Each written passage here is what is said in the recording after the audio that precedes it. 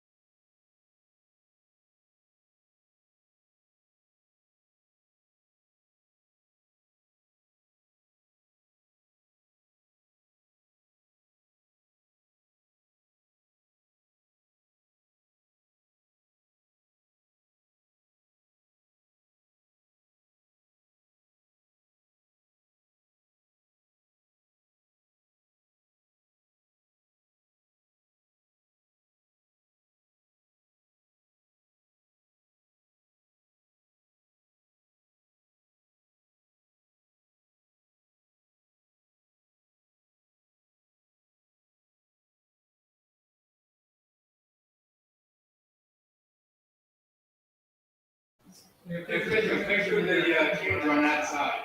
Don't go with the coach's side. Check 1 2 1 2. Check mic.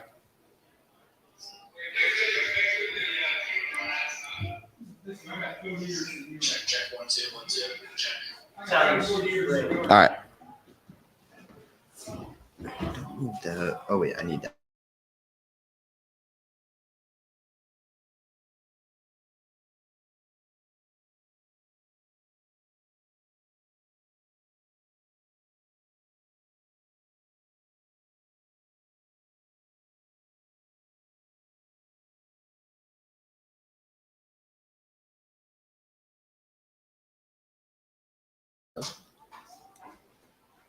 Check mic.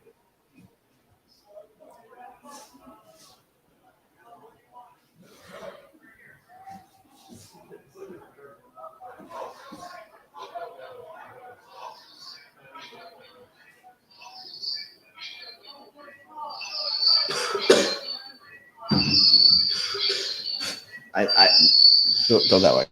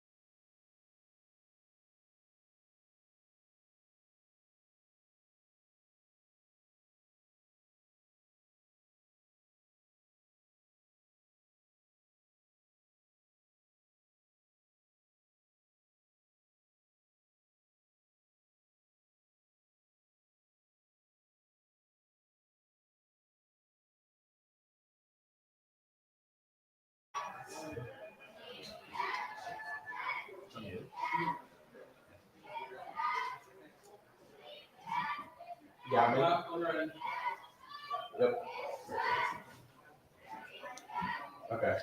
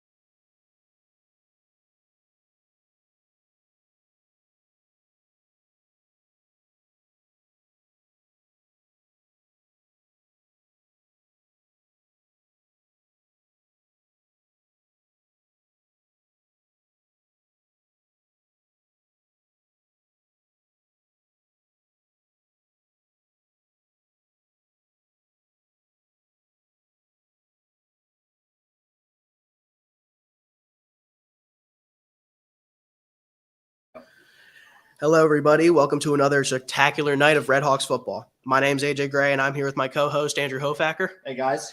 Today, we have a PA versus New Jersey matchup as your Pennington Red Hawks take on the Wyoming Seminary Blue Knights. Pennington boasts a winning record of 4-2 entering to this battle today after a blowout win against ANC on homecoming, winning 52-12. Wyoming Seminary ends this game today with a max preps record of around 0-4 is what they're saying, so they're hungry for a win. Let's see if the Blue Knights can change their winless record or remain with that title. Let's find out, AJ. Pennington is feeling confident in today's game after beating their rival ANC by 40 last week. After great performances offensively from Keon Kenner and Samir Brown. Pause for the national anthem.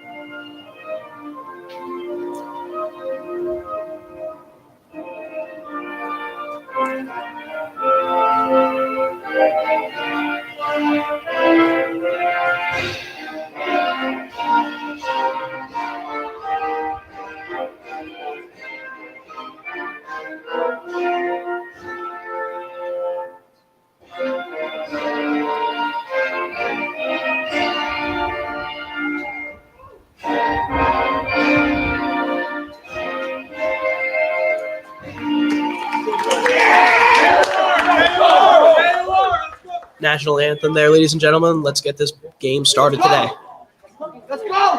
As I was saying before, Pennington's feeling confident in today's game after beating their rival ANC by 40 last week. After great performances offensively from Keon Kenner and Samir Brown and strong defensive performances from Bryce Warner and Tommy Sertz, I can't wait to see if these performances can be replicated today. In case you guys haven't noticed, this is the Pennington School's Pink Out game. Cheerleaders have their pink pom-poms, and all the football players are celebrating or spreading awareness about breast cancer. Before we get into kickoff today, we have a returning player from injury. Brody Bach, senior captain, the starting center and DN for this Red Hawks lineup, has returned after bruising his AC last week, 2 weeks ago against Hill after a fumble recovery. That's a very crucial addition to this Pennington lineup, and let's see if it'll help them get the win today and boost their record to 5-2. Bryce Warner is set to kick off.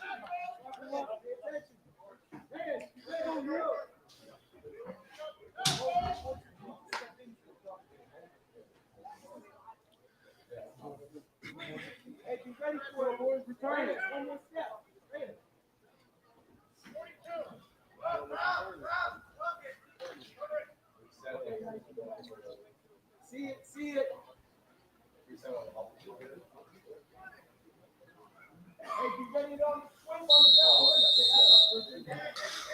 Let's get this game started. Bryce Warner with the kick. It's in the air.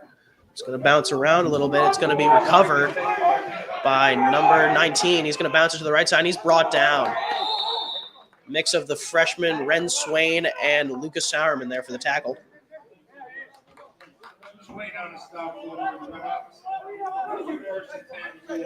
Andrew, the biggest addition that we have today, as I mentioned before, Brody Bach is such a crucial leader and captain of this lineup. It's really, really reassuring for Pennington Red Hawks fans to have him back out there on that D-line.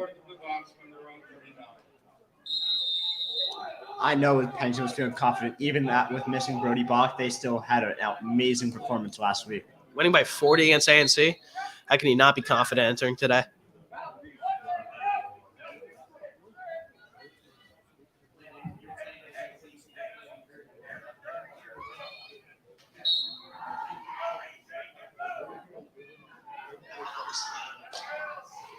Here's the snap. It's going to be a handoff up the middle here. He's going to fight for a little extra yards. Eventually brought down. Strong push there from the Blue Knights.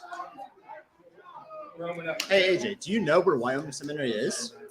I'm going to guess Pennsylvania, but whoever founded the school, I think they did a pretty poor job selecting their title. 5, 2nd and 5. On a stop for the Red Hawks.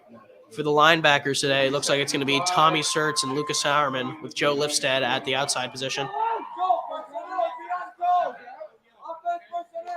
Here's a snap. It's going to be another handoff to the outside, but he's going to be tackled behind the line. What a play from the junior Tommy Sertz. Andrew, Tommy Sertz returned for the first time last week after a very dangerous meniscus injury. I mean, there was rumors that he was going to be out for the whole year with a tear, but it seems like he's doing just fine. Man, I'm sure he had a huge welcome back game last week at homecoming. What did he have? He had at least 7 tackles, with one of them being a hard forced fumble against A&C on a pitch. It's going to be a 3rd down here. Let's see if they stick with the run game. Here's a snap. It's going to be another handoff.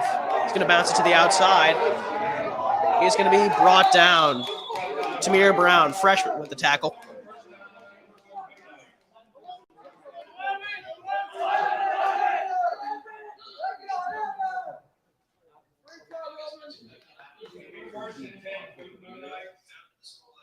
From the Red Hawks.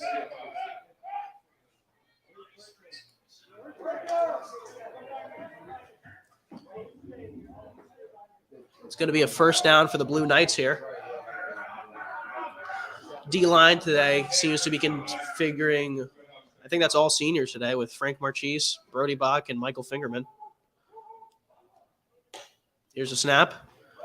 It's going to be a read option here, and he is going to be wrapped up. Nice tackle from the senior Joe Lifstead there. For you viewers at home, I don't know if you can tell, but this Wyoming Seminary quarterback is huge. Number 1, he looks like he's standing at least 6'3". Bare minimum, and looking at around 240, but that could just be the back plate. It looks like Sidney Rouleau is going to come in here. He has asked me on this broadcast to call him Big Canada. That is the one time I will bring up that name.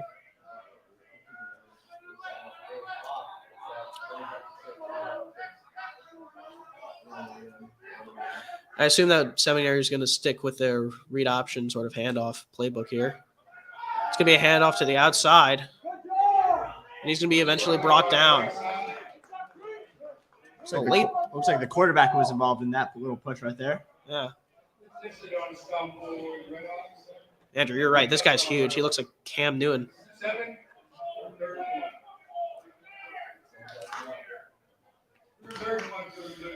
And AJ, I'm going to try to pronounce his last name here, but don't get mad at me if I butcher it. It looks like AJ.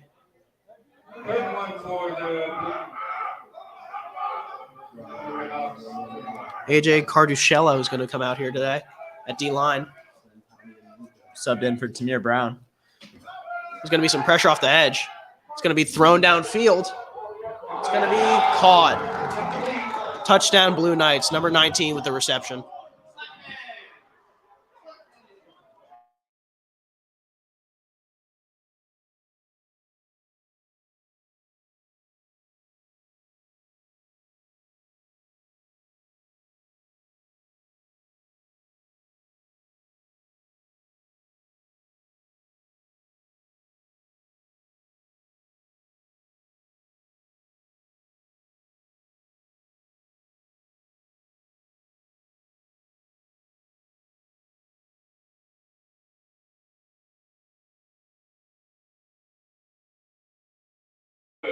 Kick is good. Blue Knights lead Pennington 7-0 in this first quarter. Looks like they're switching up on the special teams unit a little here.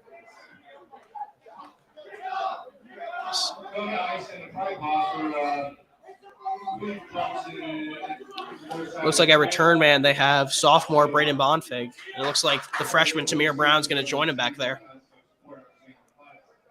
Andrew, the way Tamir Brown's been playing so far, I'd be pretty scared if I was this Blue Knights lineup looking at him in the backfield. I got an anytime touchdown scoring on Tamir Brown right now, so hopefully we'll get this done over with real quick. I might bet that with you, Andrew.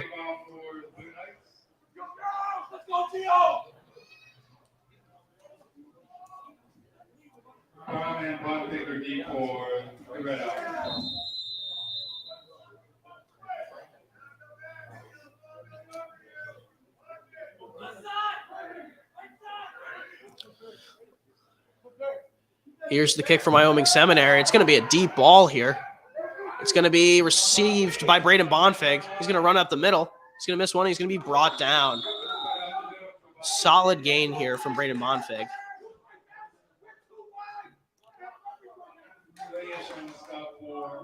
First person we're going to have in the backfield today is Keon Kenner.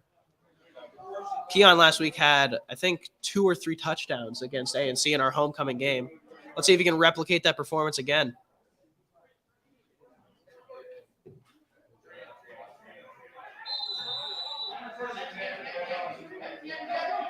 Moving up the left side with 3 receivers.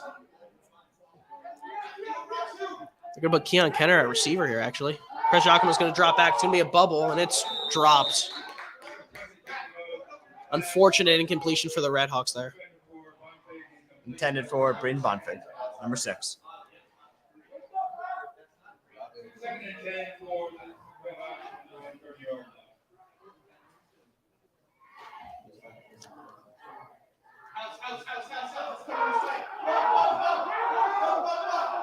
It's going to be a dual back system here.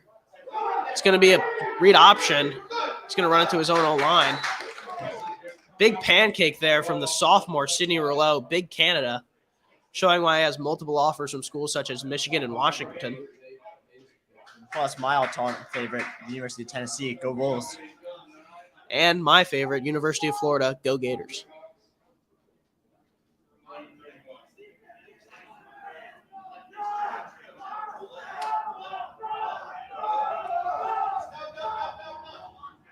It's going to be a third down here for the Redhawks. Let's see what magic they can make. Preston Giacomo's going to roll out right. He's going to experience.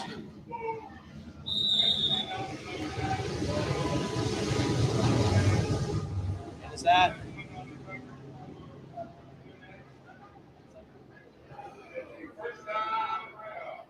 It's going to be a first down for the Redhawks here. Great catch from Braden Bonfig. The O-line right now consists of senior Jack Fermo, junior AJ Carticello, senior Brody Bach, sophomore Sidney Rouleau, and sophomore Isaiah. They're going to stick with Preston Giacomo as the leader of this offense now. Looks like they're going to save sophomore Cannon Benzio for later. Oh, and here it is, my favorite dual backfield that we can have. Tamir Brown and Keon Kenner. It's going to be a sweep to Bryce Warner. He's going to avoid one. He's going to make one man miss. He's going to stay on his feet, but he's going to be brought down behind the line of scrimmage. I'm seeing a lot of action from this Wyoming Seminary defense. These guys came to play. Let's see if we can put on a good show. I mean, yeah, being Wyoming Seminary, having played tough teams such as the Hun School and Haverford, I mean, not having a win according to Max Preps, you can tell that these guys are hungry to get a victory on their schedule.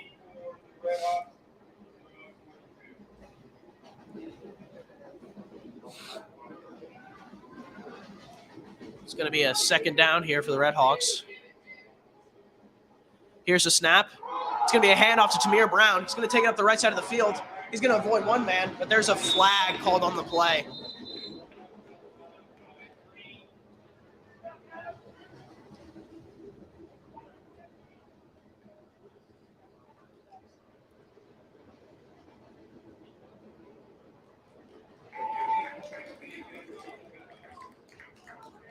Looks like Joe Lifstead is out of the game right now. So is Tamir.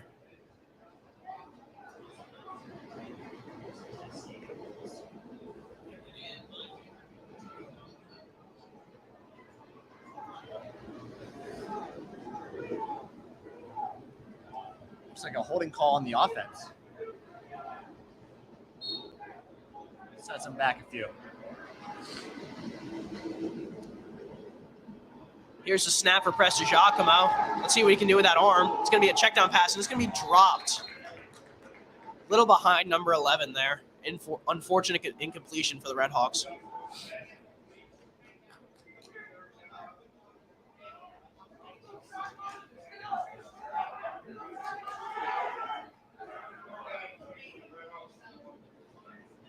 Coach Mike giving Aiden Preston Giacomo some tough love on the sideline. He clearly wants him to make a play here as the senior captain.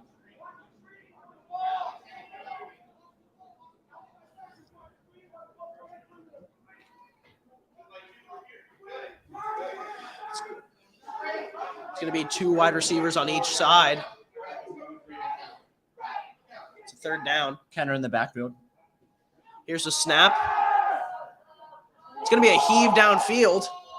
And it is a little overthrown, intended for senior captain Frank Marchese there.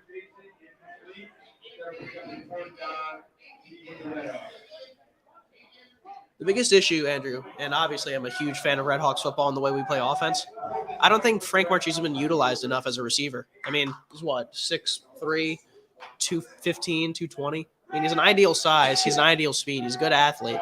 I just think they're using him more as a defensive piece than they are an offensive piece. Joe Lifstead is here snapping the ball.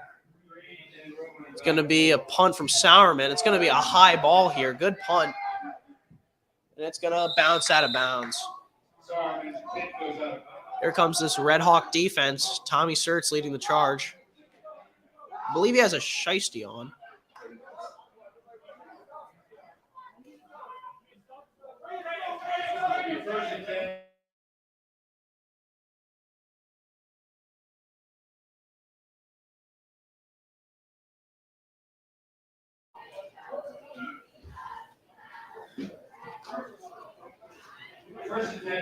Unfortunately, a really light showing from the birdcage right now. Hopefully that'll change up as we get a touchdown soon. I mean, that may be with the odd scheduling. I mean, a Thursday night game, people got homework to do, Andrew.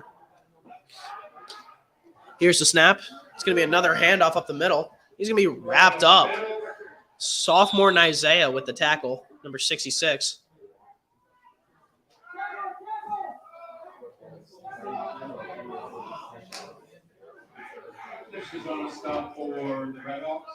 Let me tell you, Andrew, Isaiah has been one of my favorite additions to Pennington this year. I mean, well, you have Sidney Rouleau, who's number 77. He's big, and he's a funny guy in the locker room, but man, is he rough to deal with. And Isaiah's similar to him, except he's a little more mellow. He's a little more nice. I think him and Sid complement each other well and make a great D-line and O-line. Here's the snap. It's going to be a play action here. Quarterback's going to throw it on the field. It's broken up, and it's nearly picked. Deflection by Tommy Sertz there, nearly picked by number 4, Lucas Sauerman. Now Isaiah is subbed out for Big AJ. Big AJ, is that the name we're giving him, Andrew? I mean, I think it's fitting. Very fitting.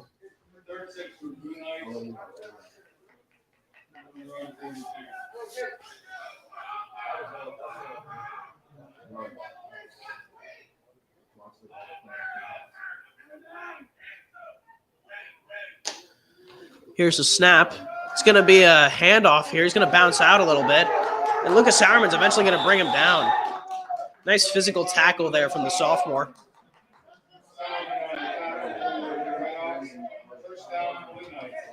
Little fun fact, Lucas Sauerman is the only Pennington Redhawk to own a Riddle Axiom.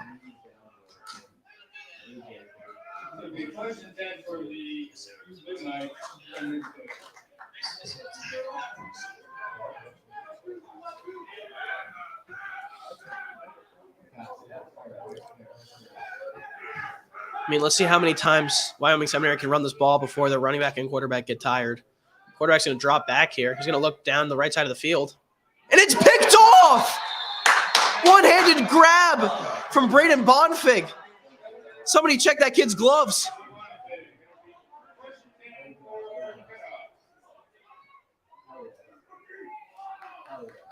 What an interception from the sophomore.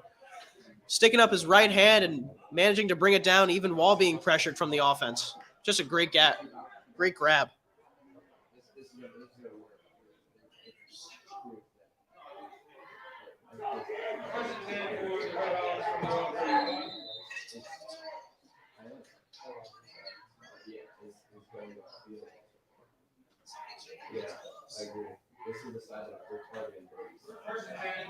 They're going to put Cannon Benzio in the backfield now. Our deep ball specialist. Let's see what he can make out of this. It's going to be a low snap. It's going to be a handoff to Kenner here. He's going to get wrapped up. See around 6 Knights there. It's going to take a whole army to bring down number 3. Coach Mike is also giving Cannon some tough love, just trying to get something started from these quarterbacks. With great power comes great responsibility, Andrew. I mean, being quarterback, getting all the fame, getting all the attention, it means you got to kind of get your butt kicked a little bit by the coach. I think it'd be interesting to see what Coach Mike is going to be doing this game, subbing out Presti and Cannon. I don't know if it's going to be each. It's going to be a deep ball here. It's caught. No shot. That's caught. It's in. Oh, it's out. Phenomenal grab from Bryce Warner there, but he's unable to get his feet in.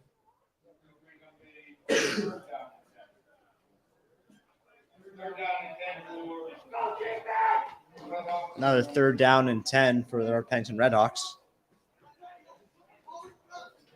I think all they need is just one big play to get them going. I mean, the big play was right there, Andrew, but unfortunately, Bryce Warner's feet are just a little too big.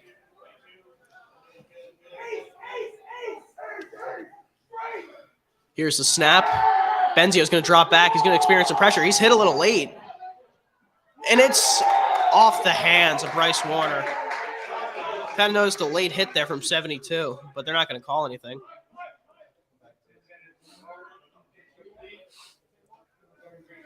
Punt team is back out.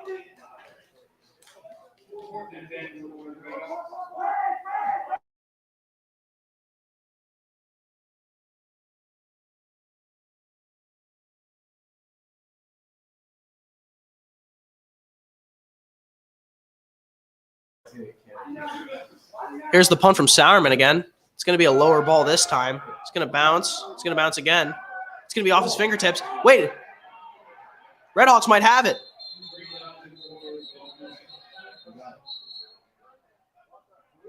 What? There's a call here from the ref. And it's unfortunately Blue Knights ball. First down. I mean, Andrew, their offensive drive that they were having so much success on was stopped by a phenomenal play from Braden Bonfig there. Let's see if we can get another spectacular miracle on this Redhawks defense to get it to be our ball. I'd be totally okay if we went 3 for 3 with we're 1 for 3 right now with Braden getting the pick. How about we give one to Bryce or another Bryce? Having two Bryces in the secondary is a little challenging for us commentators, eh, Andrew? Couldn't agree more. That's the first time I've had for the Blue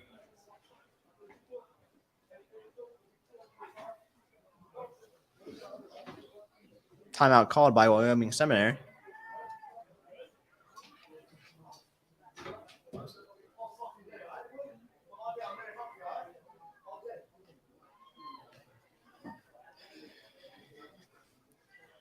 And Andrew, while we're in this timeout, I'd just like to announce at halftime we'll be having Coach Shane Taggart for the Pennington lacrosse team be coming up here.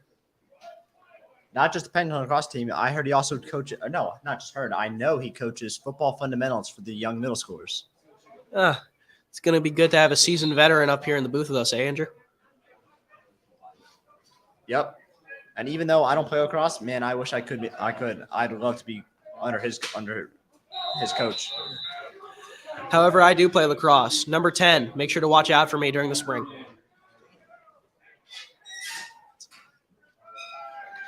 Oh, it's going to be a handoff here. He's going to be dragged down. Great tackle from Sidney Rouleau there. And although Sid does have all of his Power 5 and low Division I offers for O-line, he can still get the job done at nose tackle.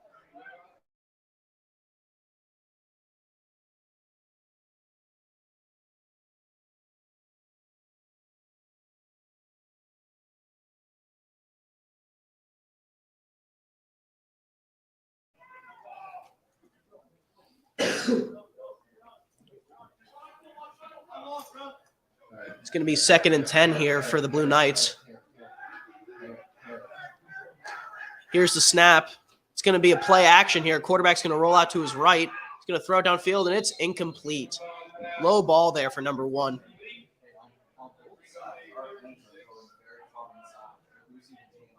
Right now, the one thing I'm noticing, Andrew, is that the DNs are getting some pretty good pressure off the edge. I think that's Frank Marchese who's getting some great pressure on the right side.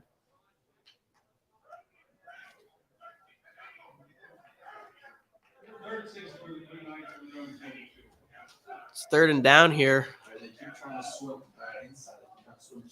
3rd and 6.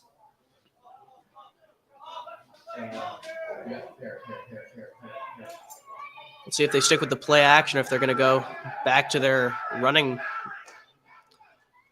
Here's the handoff. He's going to roll out to the left side. He's going to throw it downfield. It's dropped. 3rd and 6, drop from Wyoming Seminary. That's a crucial play right there. You can't just drop the ball like that, Andrew. Looks like they're sending out the punt team.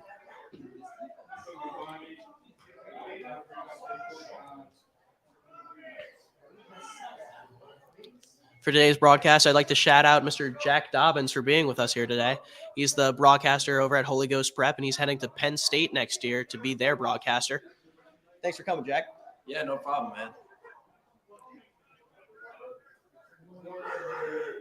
It's going to be a punt here for Seminary. Here's the snap. Punts up there. This special teams unit is looking really solid today, Andrew. And no one's going to get it. And they have their quarterback on special teams? Are they that small of a school? Yeah. Maybe they're small. Maybe they're just feeling risky today, Andrew.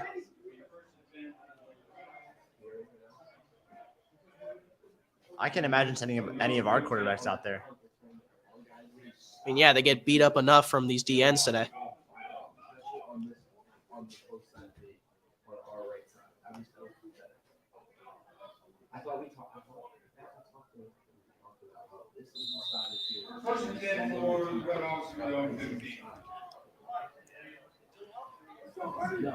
Cannon Benzio is going to stay in the backfield here. Looks like they're going to give senior captain Aiden Prestigiacomo a breather.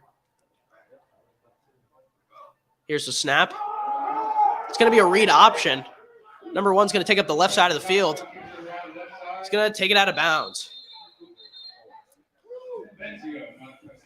Let me tell you, with a name like Cannon, you'd expect this guy to be all deep balls, but kid's got some legs to him. There's a gain of 15 right there.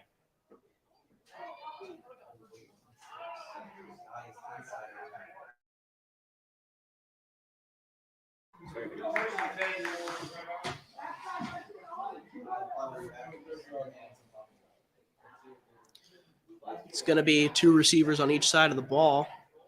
Kenner in the backfield. Benzio still leading this offense. Here's the snap. It's going to be a handoff. He's going to bounce out to the right side of the field. He's going to be brought down. Interior blocking on the run game seems to be Pennington's main issue today. Let's see if they can tighten that up.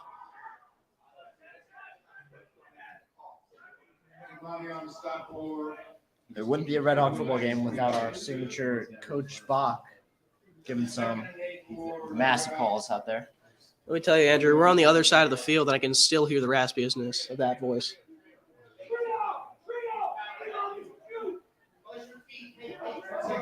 Loading up the right side on a 2nd and 8.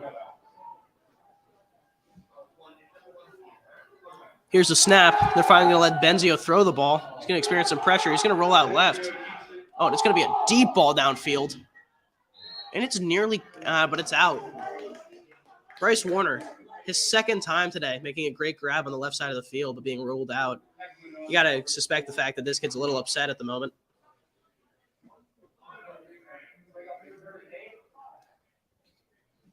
You know, he's not his usual self. Normally he's super vivid, always doing a little dance here and there, but I think he just needs one more play to get him going. I mean, yeah, you're right, Andrew. Number 11 has been kind of the heart and soul and the energy of this lineup. But if I got 2 balls that I caught and put my body on the line for, and they got called out, I wouldn't be dancing either. Here's the snap. It's going to be another deep ball, but it's going to be a little too deep, and it's nearly picked by the Blue Knights. Punt team's going to come out here for the Red Hawks. See if the pass game of this Pennington lineup can improve it.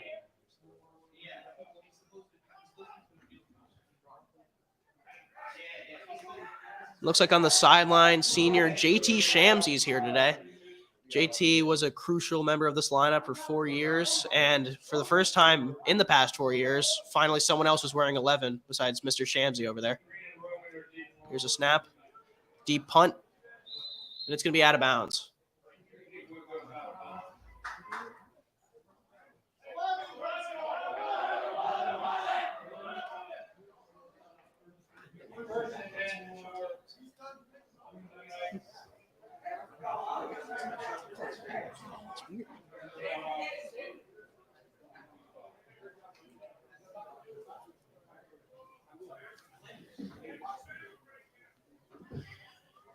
Linebacker's going to stay the same here. Junior Tommy Sertz, sophomore Lucas Sauerman, and senior Joe Lifstead.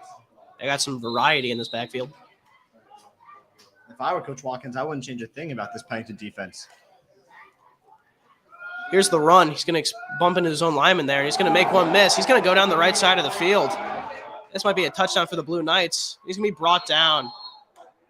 Good effort from Bryce Williams there.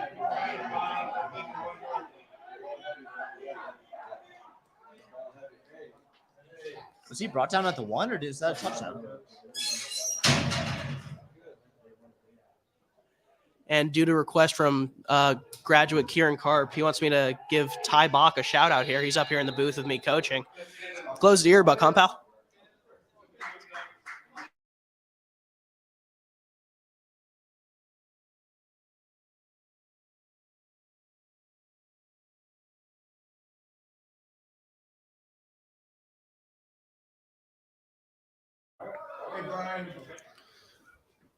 It's going to be a timeout for the Wyoming Seminary here. We'll be right back.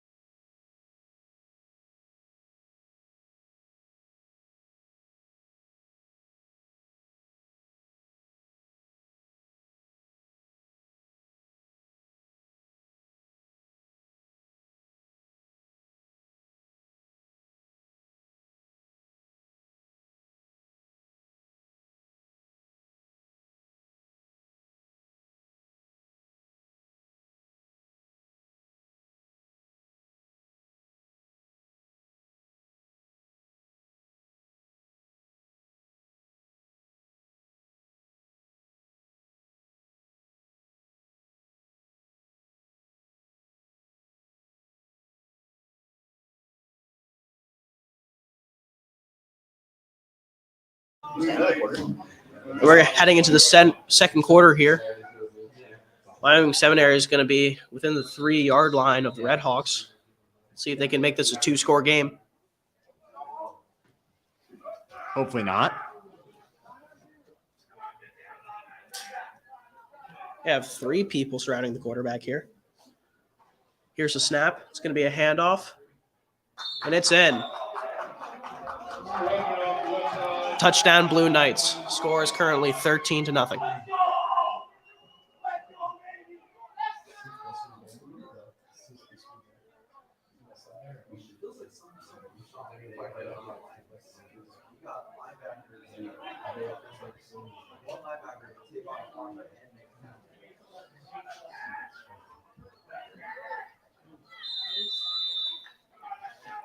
It's going to be a kick here from Wyoming Seminary.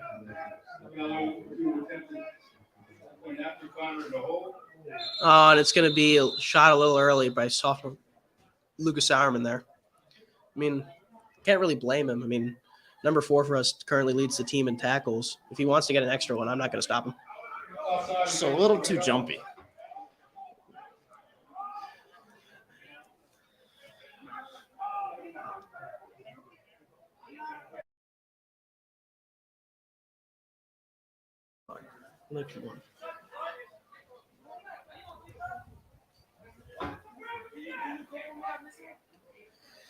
It's a little confusion here on the PAT.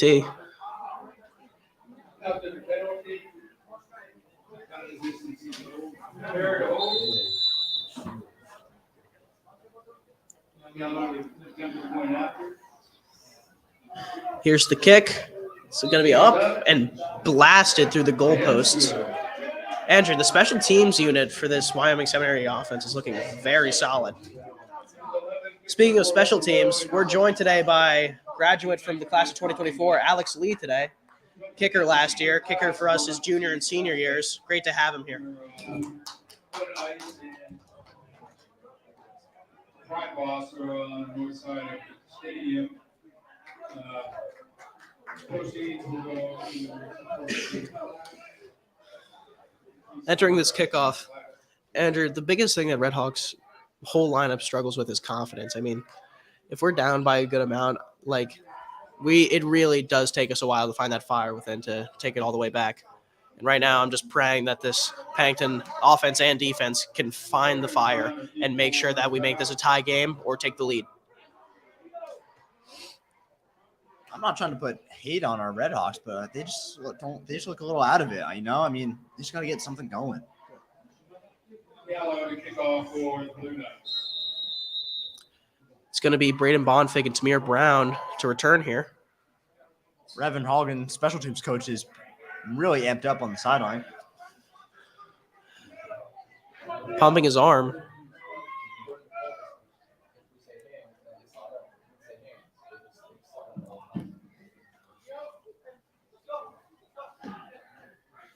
Gallo to kick off for the Blue Knights. Here's the kick. It's going to be a high, deep ball to the left side of the field. Caught by Bonfig, but it's going to be a touchback.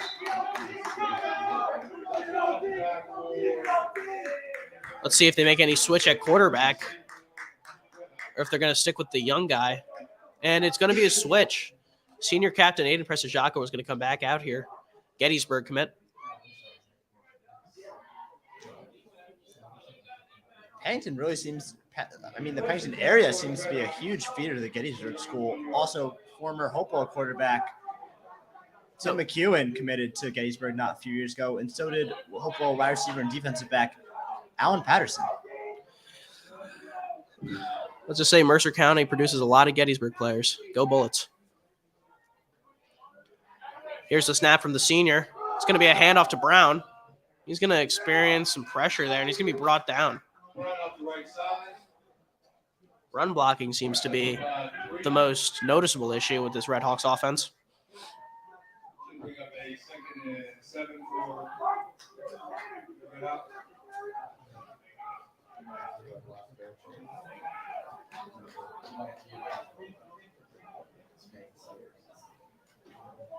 We're going to stop for Blue Knights. It's going to be a second down here for Pennington. See what magic they can make out of it. Here's a snap. Giacomo's going to drop back. Big pancake there from number 77. And it's caught. What a grab from the junior Bryce Warren. He's going to talk a little talk there to the DB. Great catch from number 11. There we go. I think that has to be the one to get us going. Let's see if Bryce can get back to his dancing self after that nice grab.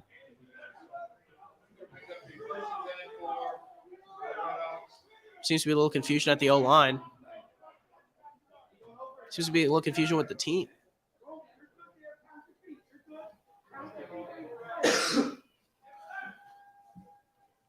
Here's a snap. Pennington's in their hurry-up offense. It's going to be a handoff to Brown. He's going to break it up the middle.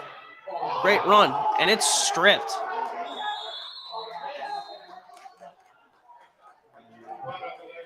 And it's going to... Let's see who comes up with it.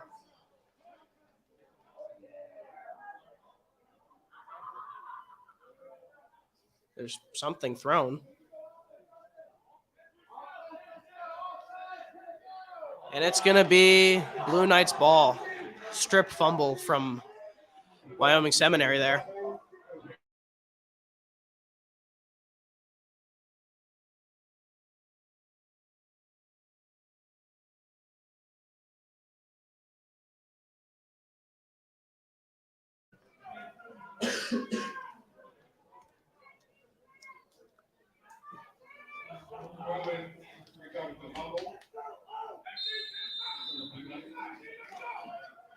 See if the Red Hawks defense can rally here.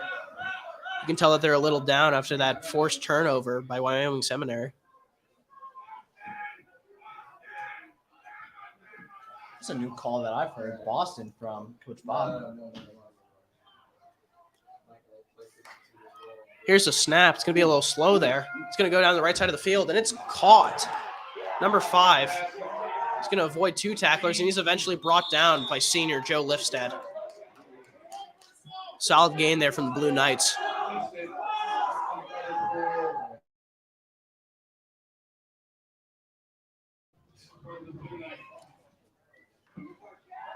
First attack for the Blue Knights when they're over 40 snap.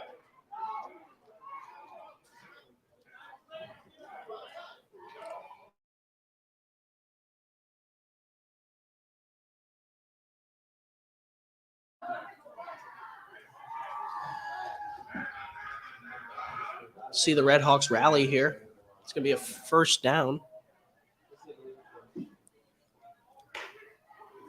going to be held by the... Just a weird play there. Heard ref call false start. False start against the Blue Knights. It's going to be a flag called against the Blue Knights there. It's going to push them back about 5 yards.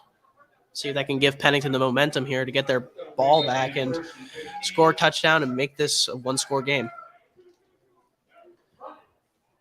From their own 42-yard line. First and 15 for the Blue Knights from their own 42. Right now, someone I've seen performing well is Frank Marchese. I mean, after switching from linebacker last year, the senior has been getting some solid pressure off the left side of the end.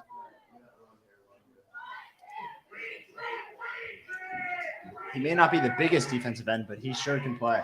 Works his best as a speed rusher, Andrew. Here's the handoff up the middle. And he's going to be wrapped up by a mix of a lot of Red Hawks there. I think that was a mix of Tommy Sertz, Lucas Sauerman, and Joe Lifstad. All the Red Hawks linebackers working together to get the tackle.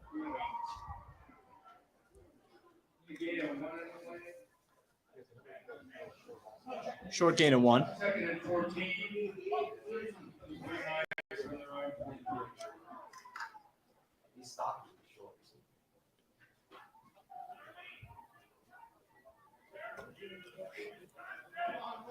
Second and 14 for the Blue Knights.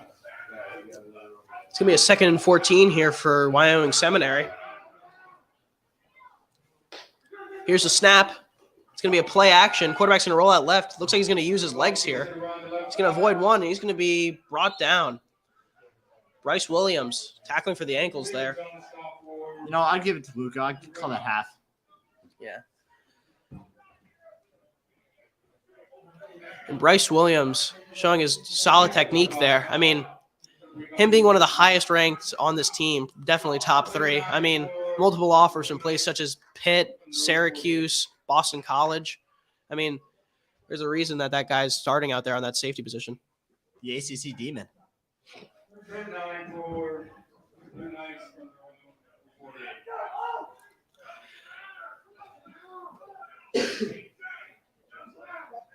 Watch there.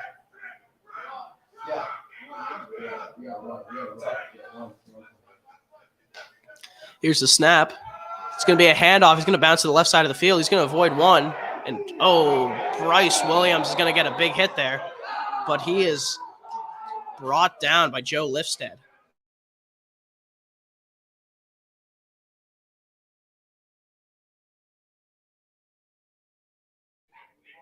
Let's take on stop for Red Hawks.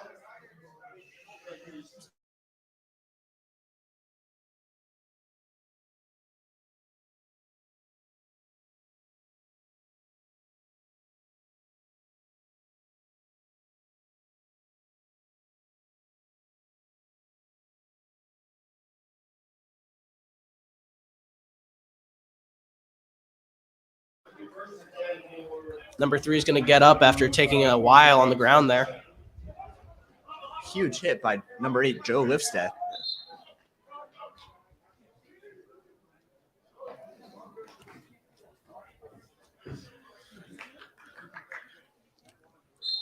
Here comes this Wyoming Seminary offense. I mean, with an injury like that, let's hope it can slow them down and get the Red Hawks to have a turnover here. 1st and 10 for the Blue Knights from the Red Hawks 37. It's a little confusion at the O-line. Here's a snap. Another handoff. He's going to go to the right side of the field. He's going to run into his own guy. He's brought down. Leading tackler, Lucas Sauerman there. He doesn't even look happy with it. I mean, Lucas Sauerman's the type of player who cares just about winning. He doesn't care how many highlights he gets on his highlight tape.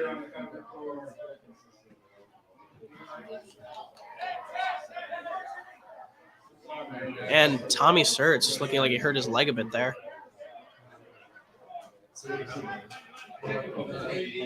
Looks like we got a Wyoming Seminary player slow to get up.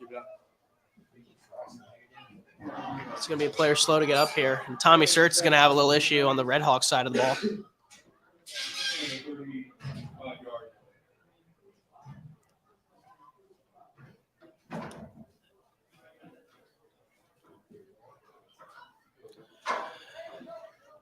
Andrew, while we're in timeout, I'd like to reiterate that we have the Pennington lacrosse coach coming for a halftime interview. The one, Coach Shane Taggart. Coach Tags is a very intense person. He was almost a linebacker coach for this Red Hawks lineup. But right now he's focused on coaching guys such as me, Finn Gardner, and even Landon MacArthur.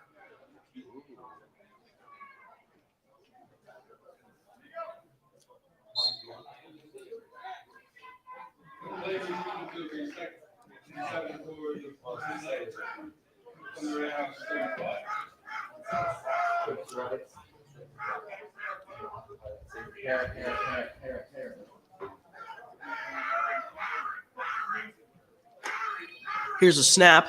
It's going to be another handoff, this time to number 11. And AJ Carduscello, big AJ, bringing down the running back there. Andrew, my favorite part about Big AJ's game is that while other guys such as Frank or, Tomash have technique, they got off the edge fast, AJ just plays angry. AJ plays as if the running back just stole his money and he needs to get it back from him. 36 for the Blue Knights from the Red Hawks, 33.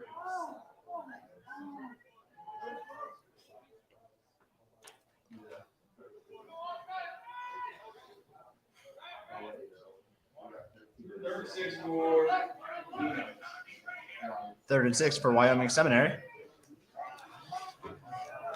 Here's a snap.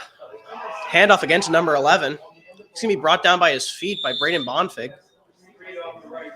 Solid wrap up there from the sophomore.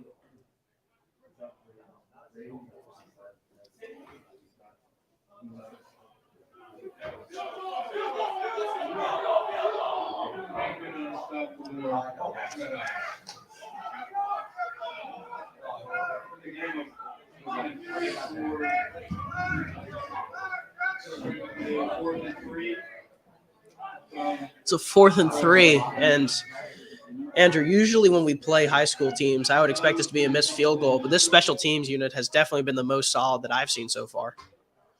See if number 2 has the leg to do it. Here's this kick, and it's going to be up. It's in. Great kick from the special teams unit there, proving to be the most solidified part of this Blue Knights lineup.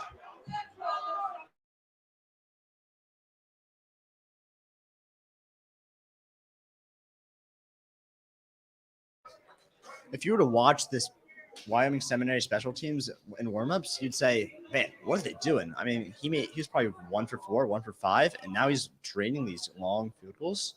Something definitely made a switch. It's It's going to be a 17-0 lead here against the Red Hawks. With about like 4 minutes left to play, second quarter. Let me tell you, if I was one of these players, I'd be pretty scared to go see Coach Bach and Coach Rev at halftime. Those halftime speeches still scar me to this day, Andrew, from when I played. Yeah, I can't imagine what they're like.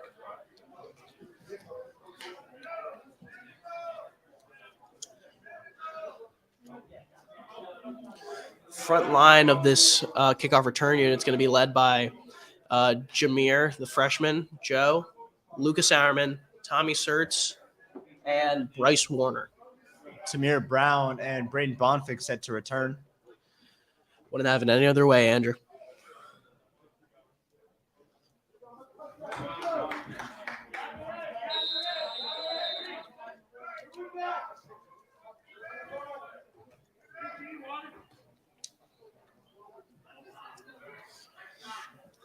Let's get this kickoff going. Number 2 is going to boot it, this time a little lower to the right side of the field. It's going to be picked up by Bonfig. He's going to cut up the middle. It's going to be brought down.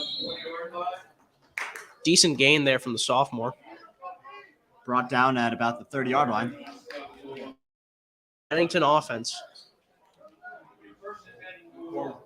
Looks like Presti is back in the game.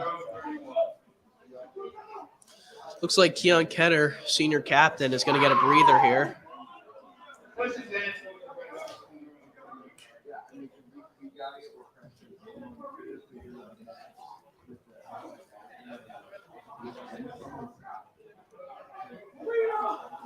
Backfield is going to be Tamir Brown standing next to Aiden Presser-Giacomo.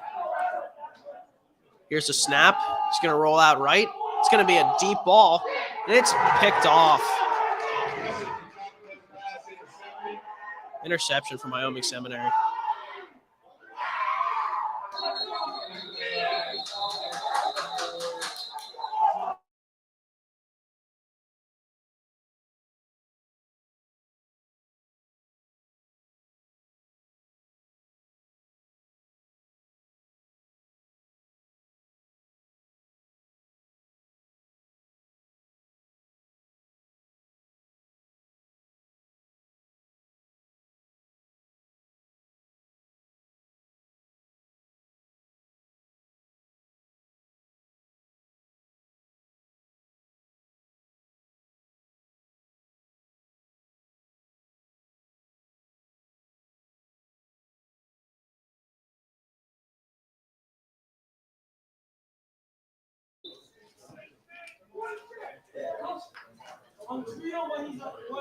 Seminary offense is going to take the ball again here. Andrew, I got to tell you, anybody who's on this defensive lineup strictly for defense has to be pretty tuckered out at this point. I mean, this Red Hawks O is getting no time to breathe.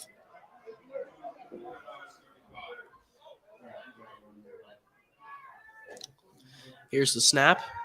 It's going to be a very long play action, and he's going to escape pressure. Get him. Come on. It's going to be an incomplete pass after the pressure from Lucas Sauerman. Man, I tell you, that was definitely one of the more riskier plays I've seen Wyoming Seminary use.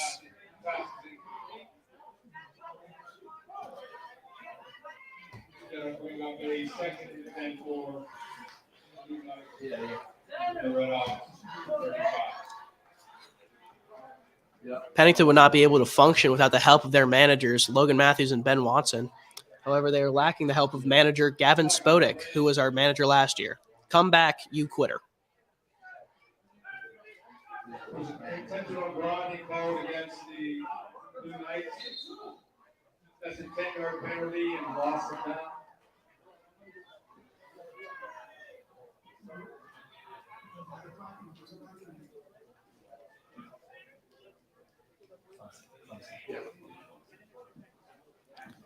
It's going to be a slow play here. Also, I just want to give my apologies to Gavin Spodek. He's probably going to be a captain of the lacrosse team this year, and I don't want him to give me any trouble. Gavin, you're a great manager. You don't have to come back.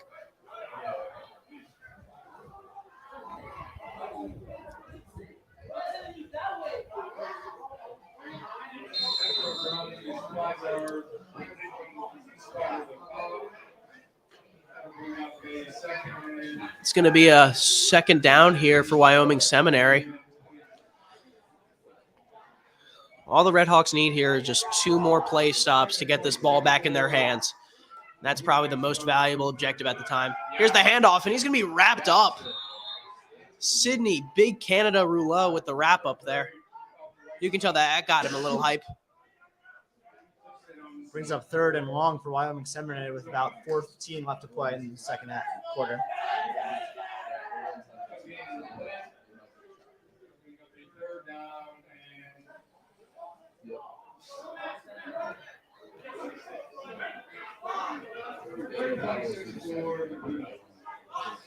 See if this Redhawks defense can keep up after that great play from Sydney Rouleau there.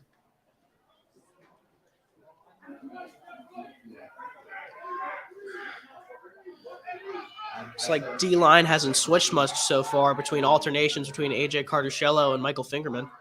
These guys have got to be getting tired by now. It's going to be another play action here. Number 1's going to roll out left. He's going to throw it. It's going to be a caught by number 5. However, there's a flag on the play. And Frank Marchese is going to point to it. You could tell that it's probably on the guy blocking him, number 72.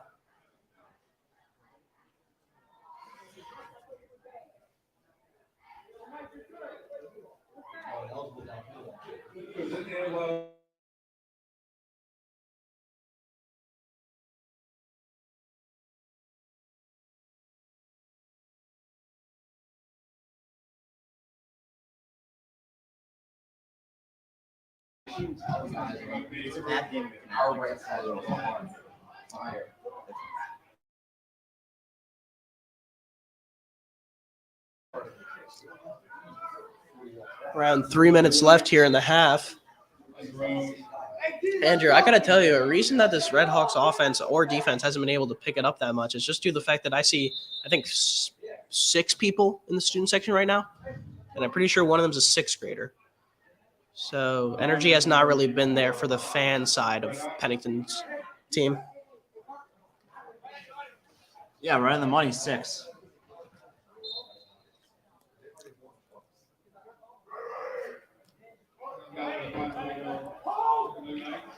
Here's the punt. It's going to be a deep ball, middle side of the field. It's going to be picked up by Tamir Brown. He's going to run him down the right side of the field. He's going to stiff arm one, but he's going to be pushed out of bounds.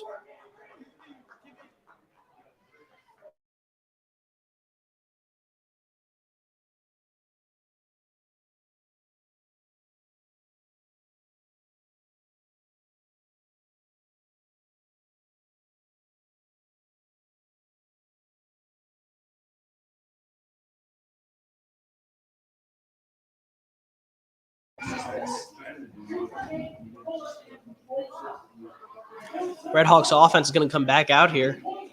After that pick from Presta Giacomo, they're going to switch it up a little bit with the quarterback, Kenan Menzio. Number 1's going to take it. Here's a snap. It's going to be a handoff to Tamir Brown. He's going to cut up the middle, and he's met with number 72. A lot of inside stops here for this Wyoming Seminary defense. Hopefully Pennington can notice that as well and clean it up as we enter the half soon.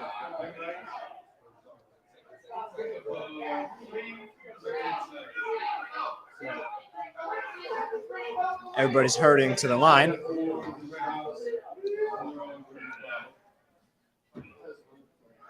Here's a snap. Benzio's going to roll out right a little bit. It's going to be a deep ball. It's caught. Frank Marchese finally getting a reception. He's going to make a little more out of it. He's still on his feet. Finally, they give number 5 the ball.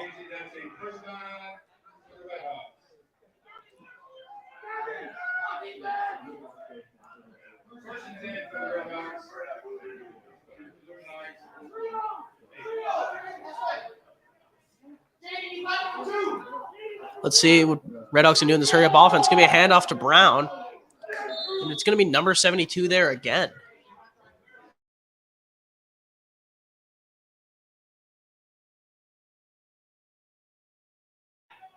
Yeah, these inside zone runs are not helping anyone right now.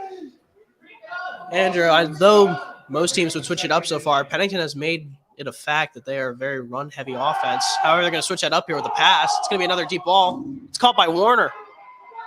Another great reception from number 11 there. He's a little slow to get up. I think he's hurt his leg a little bit. That's going to be a crucial injury for this Red Hawks lineup. Well, let's hope he's not injured. But he's up. It's probably just a little stinger on his leg. And the cheer squad is singing happy birthday when we were down 17. That's wonderful.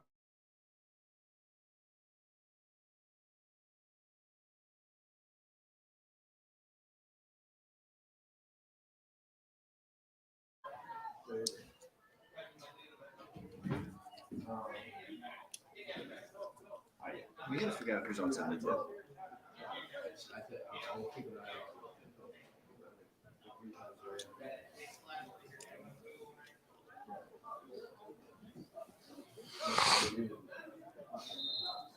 It's like everyone's having a little trouble with their legs so far. I don't know if it's the knee pads adjustments or if everyone's just getting a little banged up.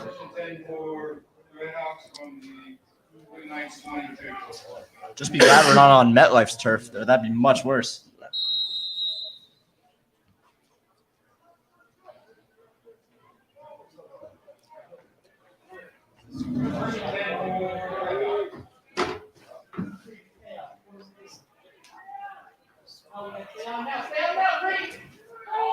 Snap's going to be muffled a little bit here, and it's picked up by Benzio.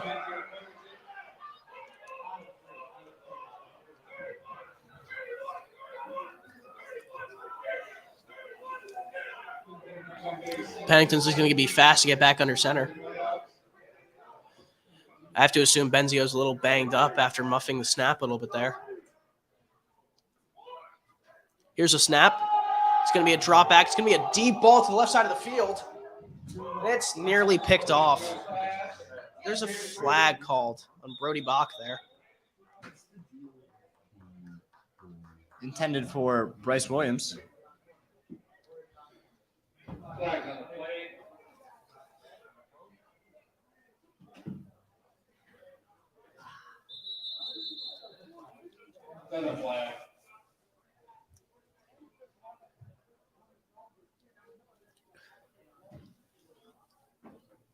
Seems like senior captain Brody Bach let his temper get to him there. I'd like to thank Mr. Vogel and Tech today for hooking us up with this camera. Speaking of cameras, Chris Aroli, where are you? Nova's not doing you any favors, buddy. Come back to Pennington.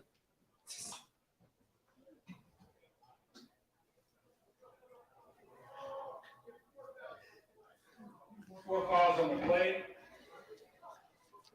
Personal foul against Boutique. We got personal fouls against Boutique.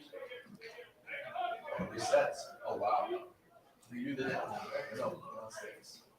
They resumed the fouls with the second and 17 for the Red Hawks. Second and 17.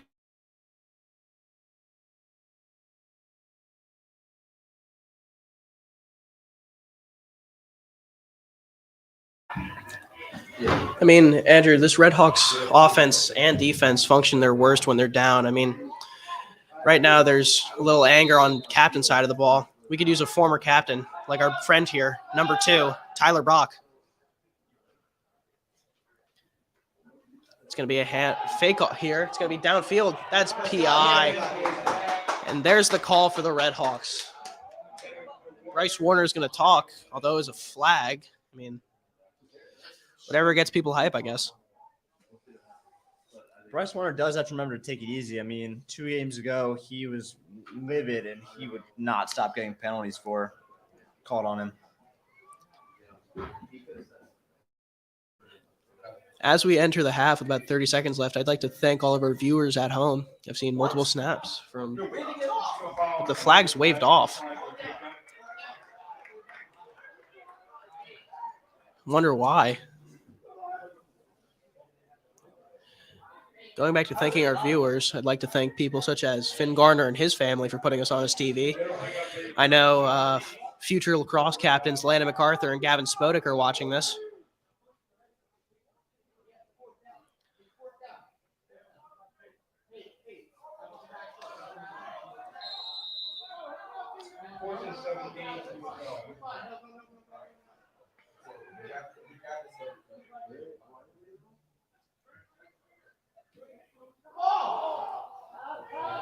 Benzio's going to roll out left here. There's a flag thrown.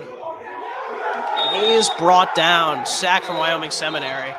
Let's see what this flag is. Looks like Brody Bach and number 66 for Wyoming Seminary is going to change some words there.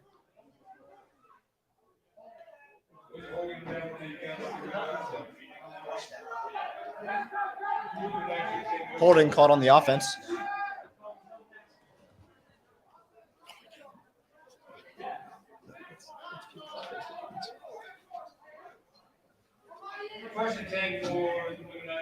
To answer Chris Ciroli's question of why is Pennington not winning, who's the problem? Maybe we want to perform more if we had an actual cameraman here. But no, go off to Villanova. Plus, we're missing our very own Ev Edits. Where are you?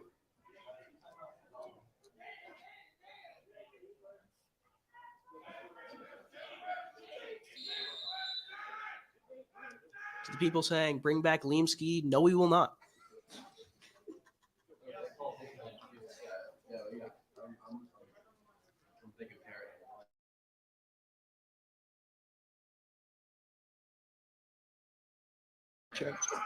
And it's going to be a knee here. Entering the half, Pennington currently trails by 17. Let's see if they can get back on their feet entering the second half. In a couple minutes, we're going to have Shane Taggart up here for a halftime interview. We'll be right back.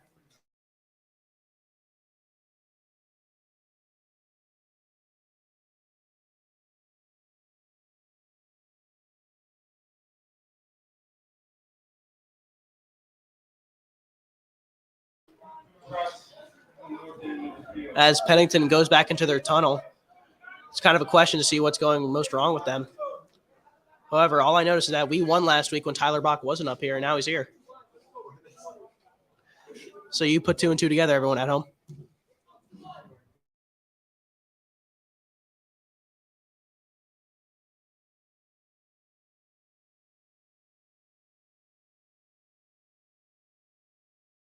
Little feature from Tyler Bach here. Hi, Chris Ciroli.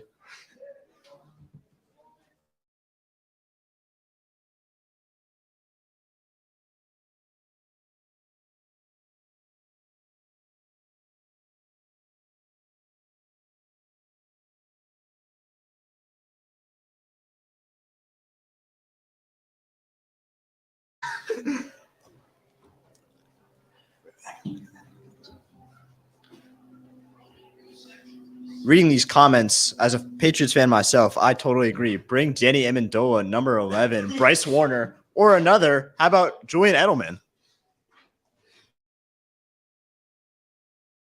JT Shamsey. Once again, Villanova not helping you.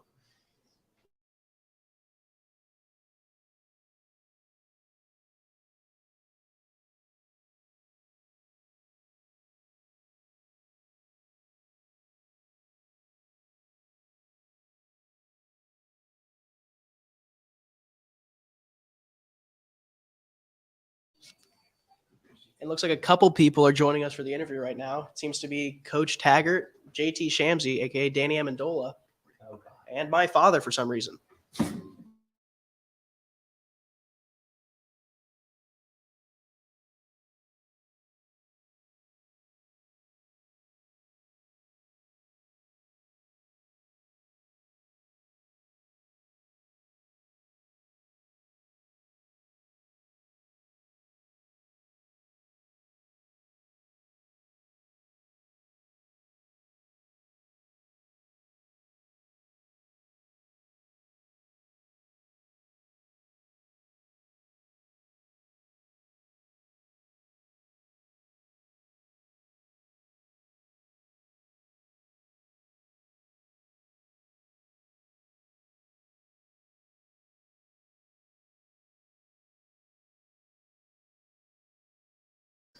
Aiden, Kids, calm down.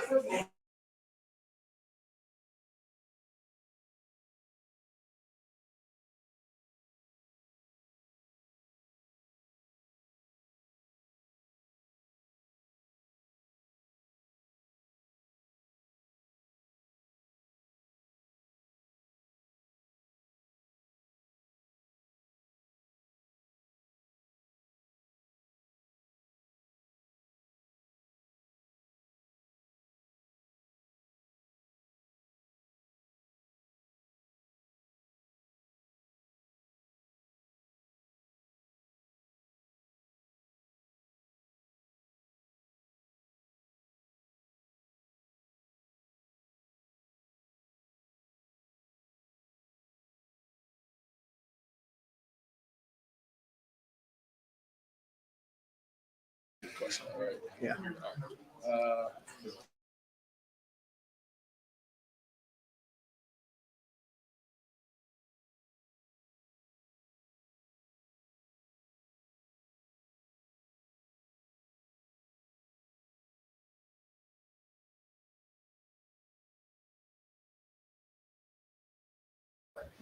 And ladies and gentlemen, right now we are honored to be joined with Shane Taggart, the Pennington boys lacrosse coach. How are you doing tonight, Coach Tags?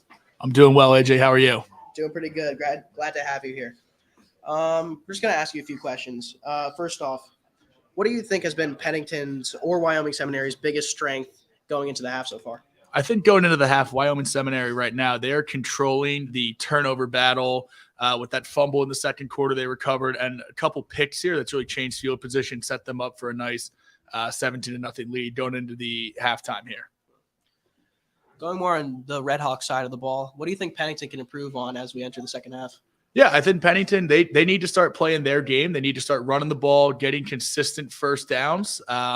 Penalties are starting to kill them a little bit down the stretch, but if they can get in a rhythm, get 7 points here, come out of the half, force a stop, get another score, and we'll have a ball game here. That's a great take there, Coach Tags. Another question. From the Pennington Red Hawks offense and or defense, has there been any sort of standout players?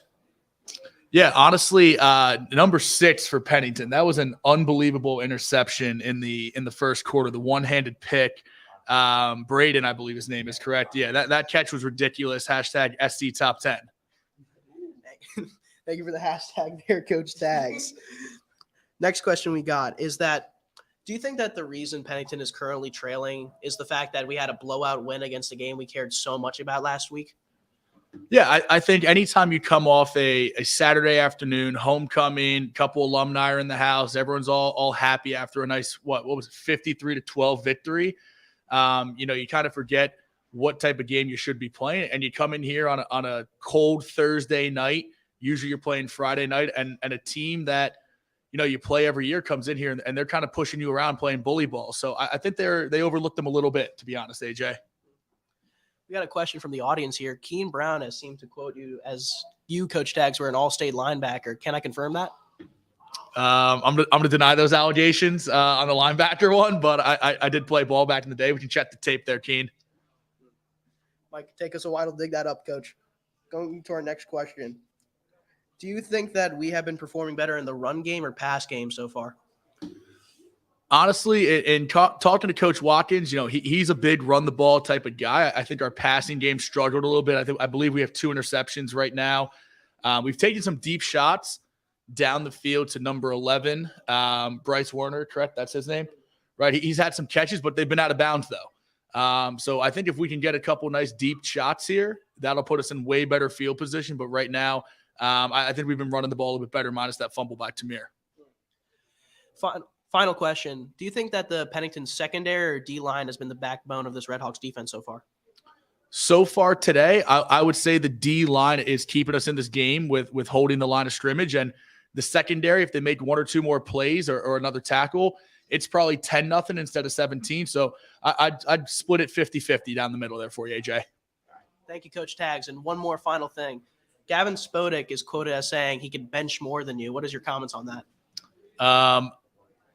Gavin can find the weight room the entire offseason, and he won't be able to get on the bench like Coach Tags. But I do want to give a shout-out to Keen Brown. Thank you for your service, Keen.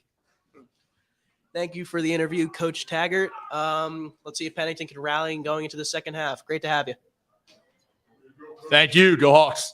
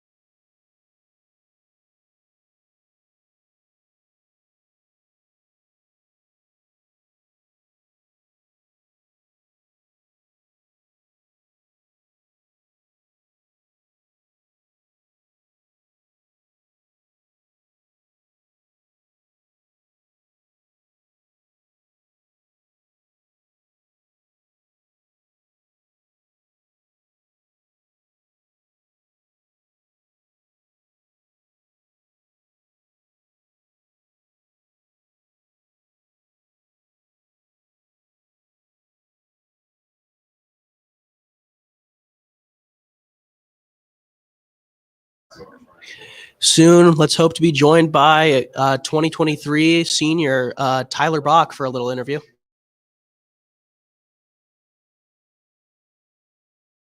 AKA Muscle Beach.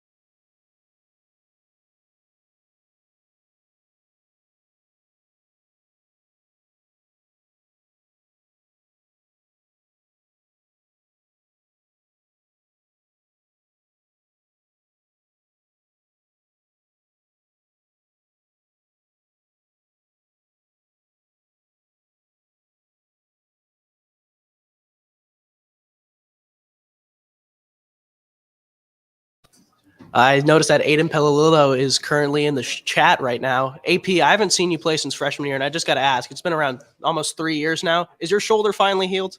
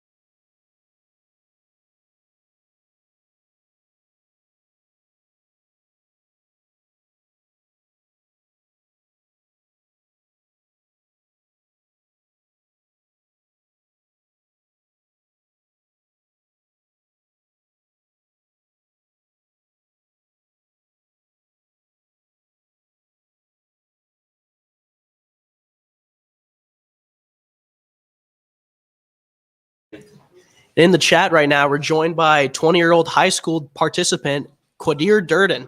Quadir recently decommitted from College of Wooster to go to Oberlin College. 2 D3 schools, both in Ohio. Seems a little unnecessary to decommit, Q.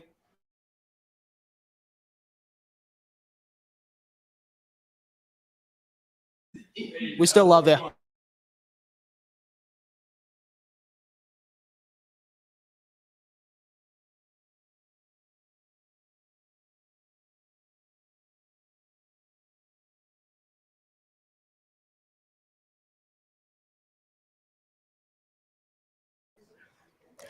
Quadir, I'm sorry. Don't hurt me.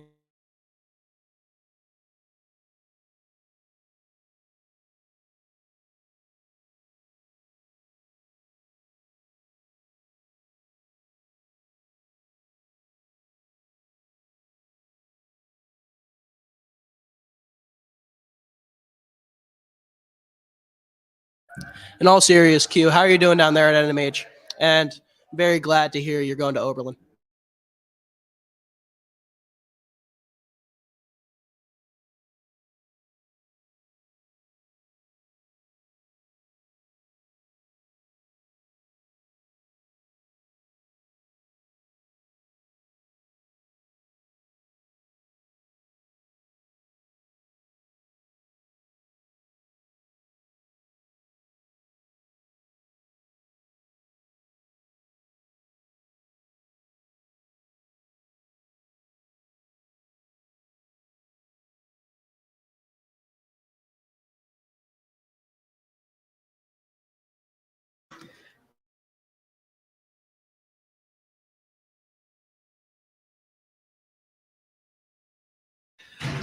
Real quick, we have a radio call coming in from a graduate of last year, currently at NMH, Quadir Durden. Quadir, what do you want to say to the fans? Wait, repeat the question. Repeat the question, chat. What do you got to say, Q? Repeat the question. Repeat the question. Q, what do you got to say to the fans today? AJ, repeat the question. I'm saying, what do you got to say to the fans today, Q? What's up, chat? I might pull up tomorrow. Quadir said he might pull up tomorrow. That'll be a great sight for all of us Red Hawks fans to see. You got anything else, Q? Nah. Game, bro. You're right, Q. Let's win this game. Great to have you. I'll see you.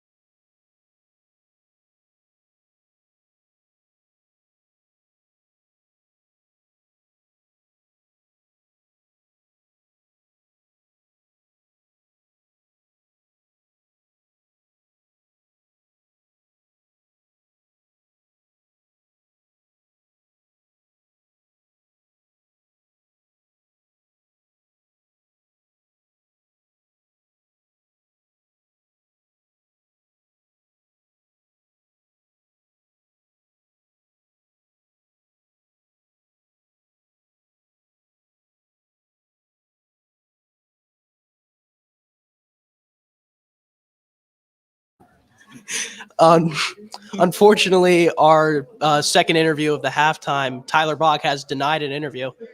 God. Huh? Due to frustrations.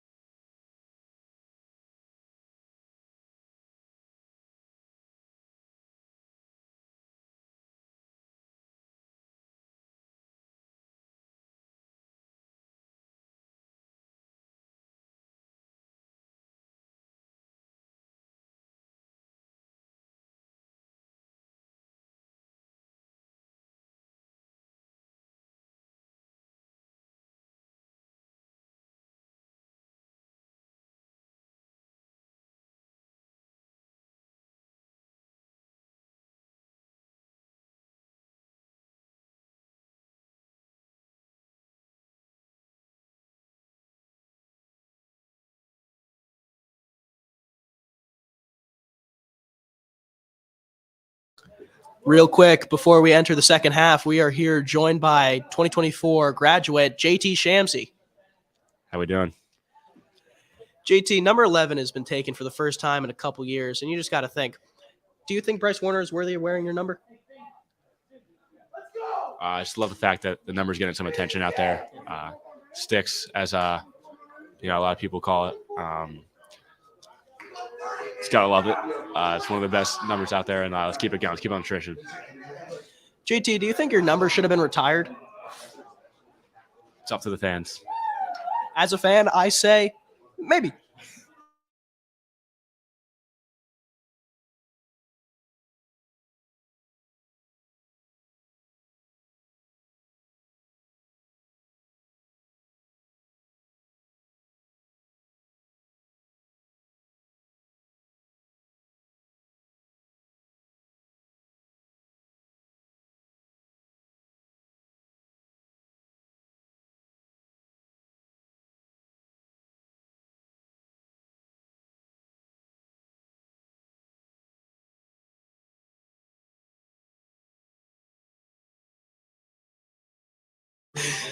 Chris Ceroli in the chat is saying, JT Shamsey, talk about your allegations.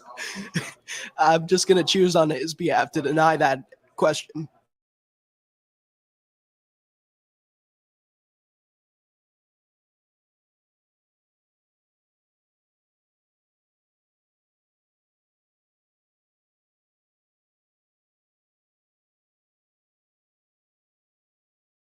We're going to answer some questions in the chat today.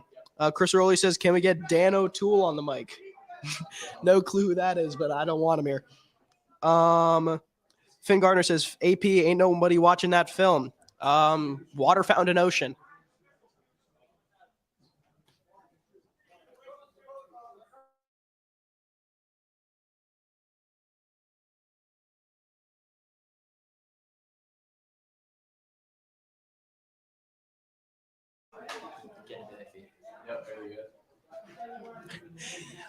Landon MacArthur saying, hashtag JT did it.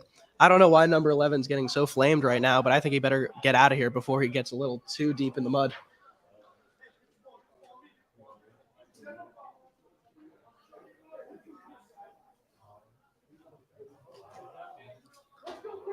And Aiden Pillolo asked, JT, do you still lose sleep over that out-of-bounds call on your touchdown? Personally, I think he's doing pretty fine. Made well enough for the Ev Edits video. I don't think he's going to lose any sleep over it.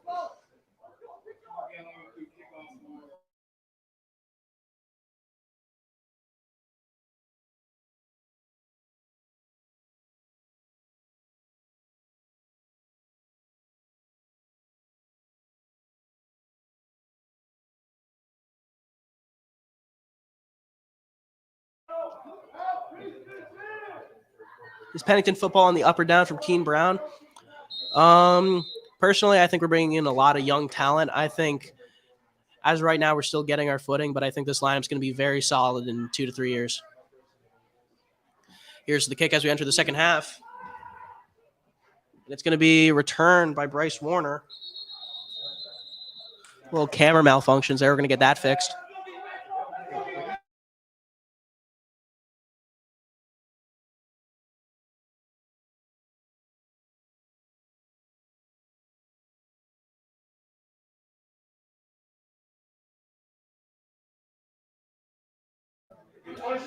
As we enter the second half, you got to wonder, if Pennington got a stern talking to, are they going to, let it beat down on them? Or are they going to use it as the fire under their belly to take back this lead and make sure that Pennington doesn't lose on Thursday Night Football?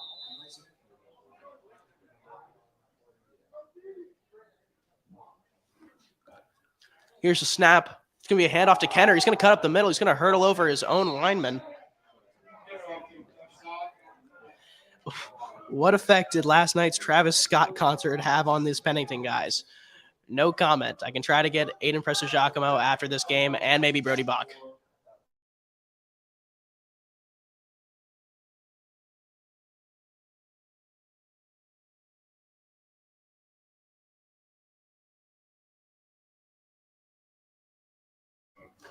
Pressure Giacomo's going to hand it off to Kenner. Kenner's going to get a little step in his feet. He's going to break one tackle. He's going to be brought out of bounds.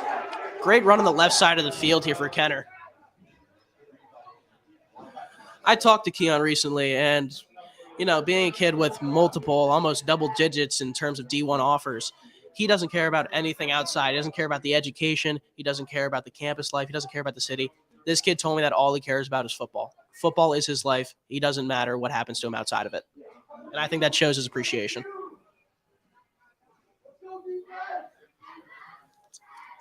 Here's a snap. It's going to be another run here to Kenner, but he's going to be wrapped up.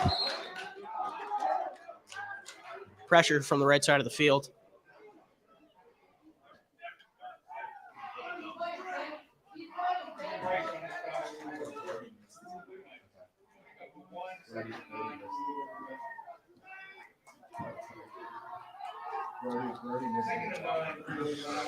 Redhawks offense is showing to be a little sluggish heading into the second half. Let's see if they can pick up for it. Make sure that this isn't just a 17-0 game. Here's a snap. It's going to be a play action here for Pressure Giacomo. He's going to throw it down to the right side of the field. It's caught. Bryce Williams with the reception. Never mind. That's Joe Lifstead. Joe Lifstead, the senior, there with the reception.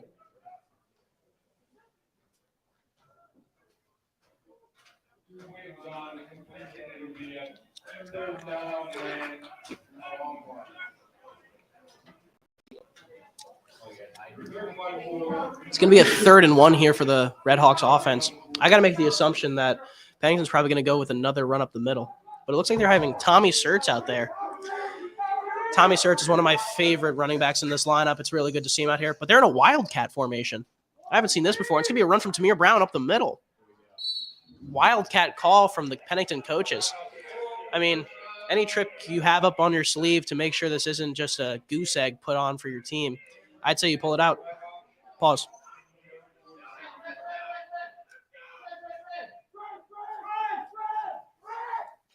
It's going to be wildcat again to Tamir Brown. He's going to run up at the right side of the field. He's going to follow his blockers, and he's going to be brought down by his helmet. Great run there from Agent Zero.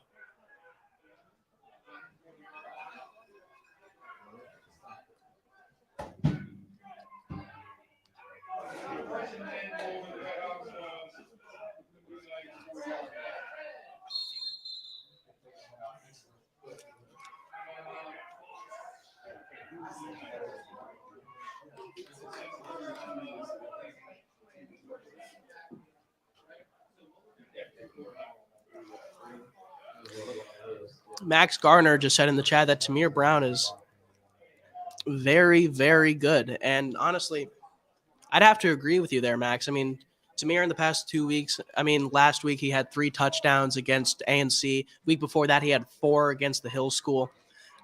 7 touchdowns in 2 weeks. This kid has just been performing so well, considering the fact he is new to this Pennington lineup and is only a freshman. Let's see if Agent Zero can continue that hot streak as we play in the second half of football.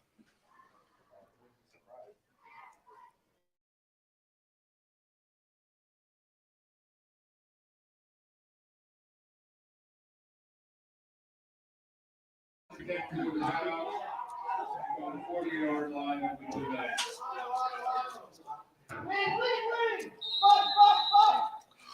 Pressure Giacomo is going to get back at quarterback for this Redhawks offense. It's going to be a handoff to Kenner here up the left side of the field. He's going to follow his blockers well. And he's going down the left side of the field. He's going. And he's going to be brought down.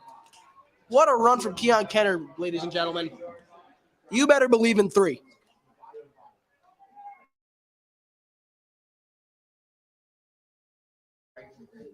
Looking similar to Boise State's Ashton GT with that run.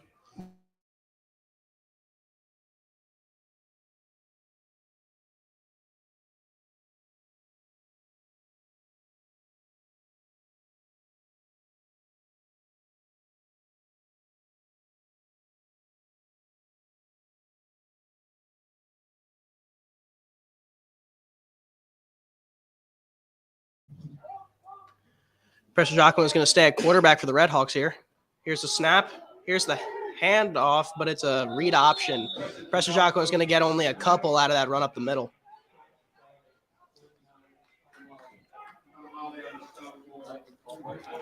Read options are clearly Pennington's specialty, Andrew. I mean, 18 pressure Giacomo, while he does have an arm on him, he works his best as sort of a scrambling quarterback.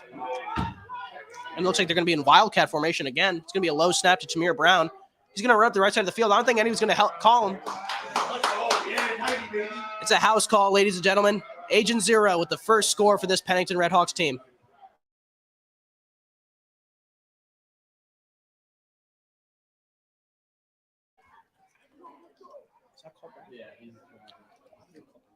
However, it's going to be called back here due to a hold on the Pennington O-line.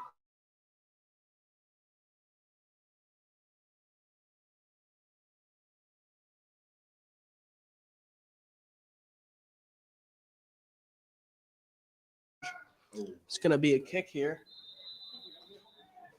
Oh, my mistake, ladies and gentlemen. It's actually going to be a touchdown, and it's through the goalposts. Great kick there from Bryce Warner. Landon MacArthur said, "Believe in 3." Couldn't agree with you more, Turbo.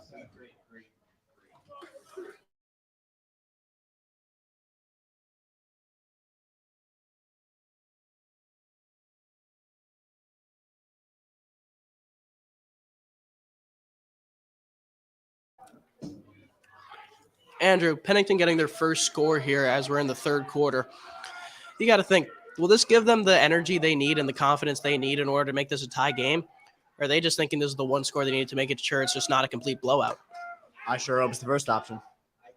Me too, Andrew.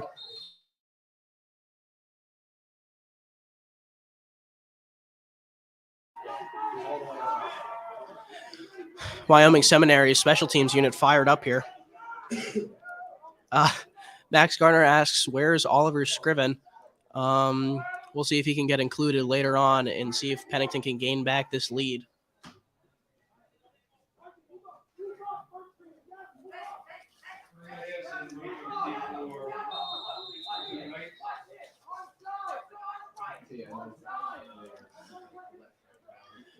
Andrew, this special teams unit for Wyoming Seminary has probably been their most solid overall lineup that they've had out here. You got to think, will they keep that consistent? I mean, special teams is very important. I mean, according to some people like Reverend Hallgren. However, will our special teams unit be good enough in order to win us the game? It's going to be a kick to the right side of the field here. It's going to bounce a little. It's going to be received by number 19 for Wyoming Seminary. It's going to be brought down. Big hit by 3 of our Pennington special teams. Yeah. Looks like that tackle was made by Charlie Clabbers, Tamir Brown, and Lucas Sauerman. Got an answer from Max Garner. Unfortunately, Jake Lay is on the sidelines. He suffered a huge leg injury last game, and he'll be out for the next couple weeks. That tackle was made there by Lorenzo Swain, the freshman for Pennington, wearing number 2. I mean, number 2 has big shoes to fill after Tyler Bach, class of 2023, graduated a couple years ago.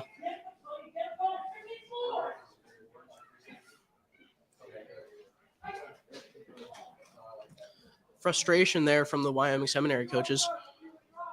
Let's see if we can capitalize on this anger and the Pennington Redhawks can tie this game up. Here's the snap. It's going to be a handoff to number 22. It's going to bounce on the right side of the field, and he's brought down.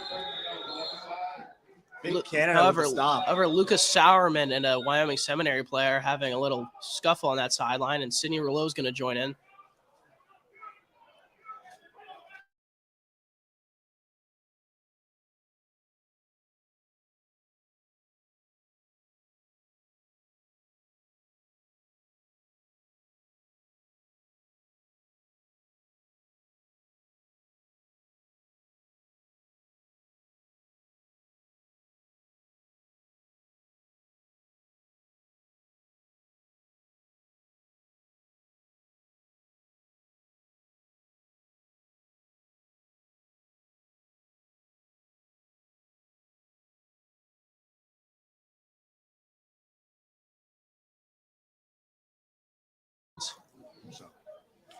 And both sides got a flag there, meaning nothing will change in terms of yardage for this Wyoming Seminary offense.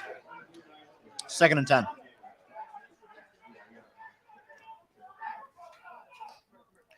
Here's the snap. It's going to be another handoff. However, he's wrapped up. There's another scuffle. 4 and 72 almost recreated the scene from the blind side with a huge going on tackle. And Brody Bach and Coach Bach a little fired up after that play.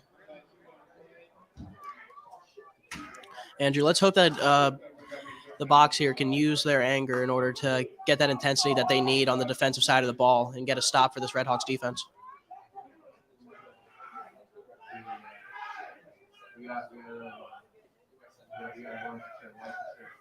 Oh. Yeah, you got it for a second. Andrew. What? 8.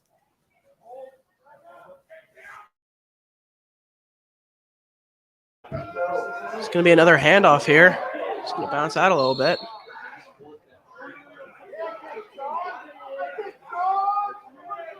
There's anger between this Red Hawks defense.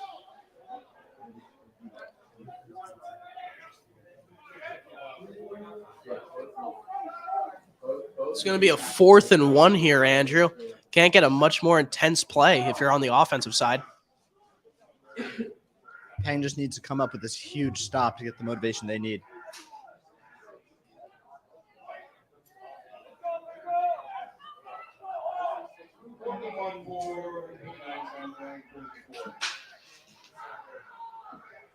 Go, Braden, go! Braden, fire! Moved. Lucas Sauerman clearly angry after that play. First time ever playing this Seminary lineup. You can tell this is going to be a good rivalry for the next couple of years. Count, that's 4 flags on the field right now.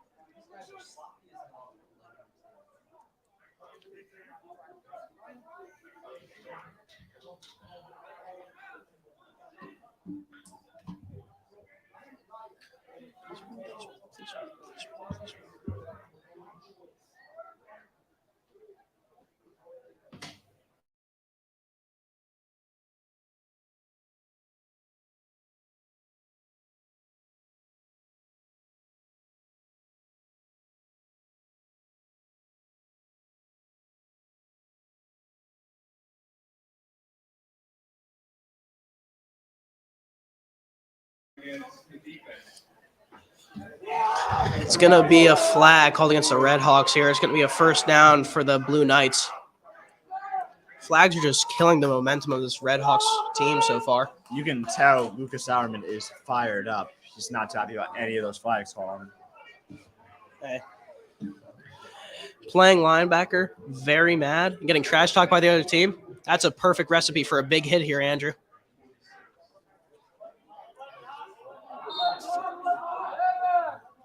I'm hoping to see a Luke Kuechly performance from Lucas Sauerman right after this.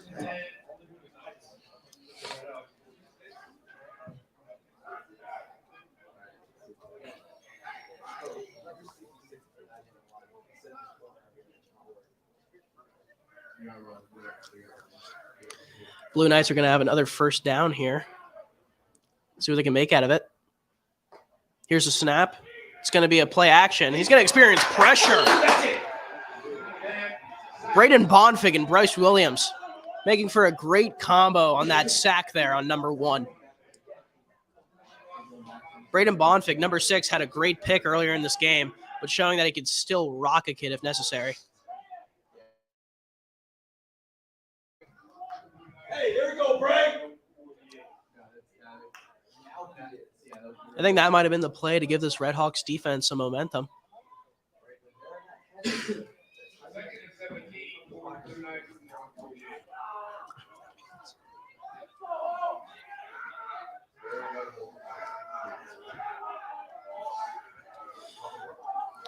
It's a lot of yelling going on here, confusion. Here's a snap. It's going to be a play action. It's going to be thrown to the right side of the field, and he drops it. Tommy Surt's talking a little bit there.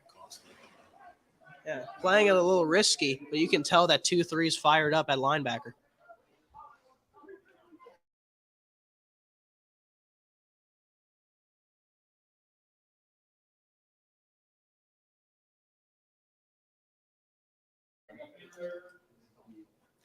It's going to be a third down here for this Wyoming Seminary lineup. Pennington might finally get the stop that will end this very methodical offensive drive for the Blue Knights.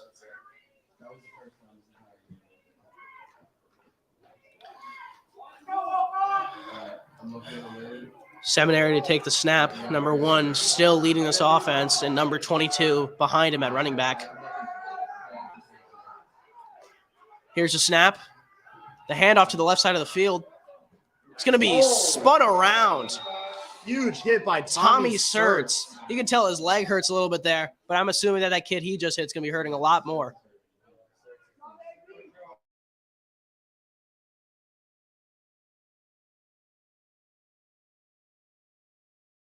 Punt team for the Blue Knights coming out here.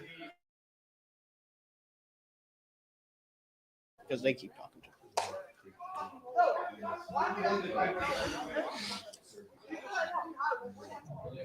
Tamir Brown and Bryce Warner set to return for the Redhawks.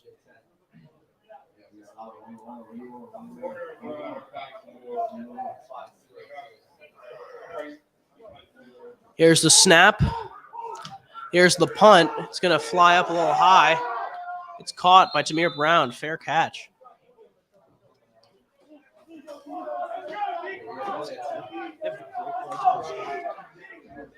Redhawks are going to set up at the 25-yard line. Wyoming Seminary is not giving Pennington much to work with here. I mean, both this punter and kicker have quite the leg on them.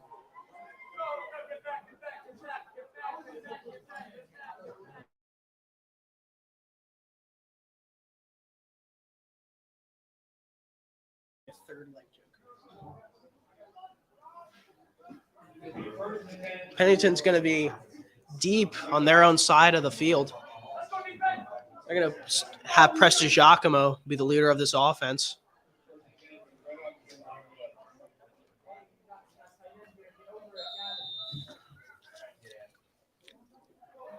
Here's the snap for Preston Giacomo. It's going to be a handoff to number 3. He's going to get a couple yards up the middle before eventually being brought down. He looks like he's hurt a little bit there.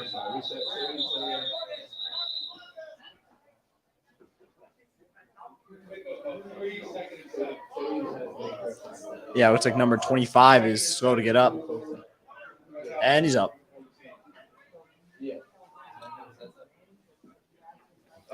Redhawks have seemed to greatly have picked up the intensity in retrospect to the first half. I mean, that was probably their biggest issue in the beginning of this game. And I'm glad that whatever the coaches told them has been able to motivate them enough to pick up the pace.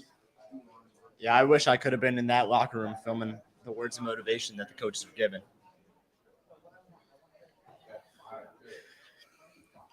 I want to give another shout out to our managers during this half, making sure everyone's staying intact.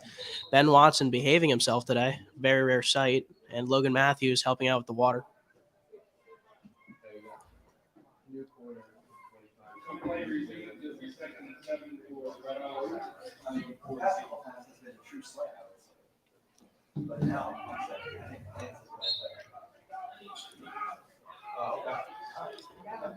Number 7 is going to take the ball at quarterback again. It's going to be a high snap. It's going to be muffed. It's going to be recovered by the Redhawks. Very unfortunate play there, however.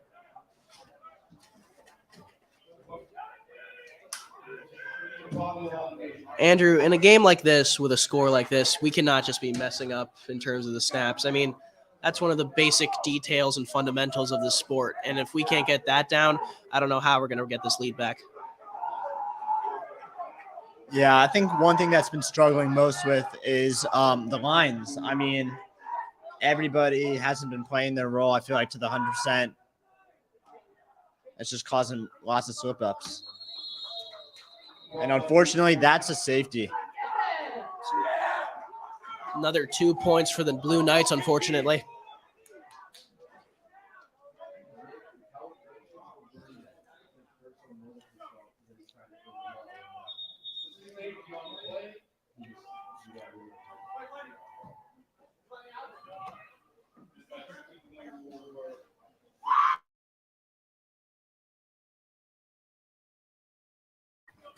Looks like we got another potential injury in the end zone. One of the Wyoming Seminary guys is down.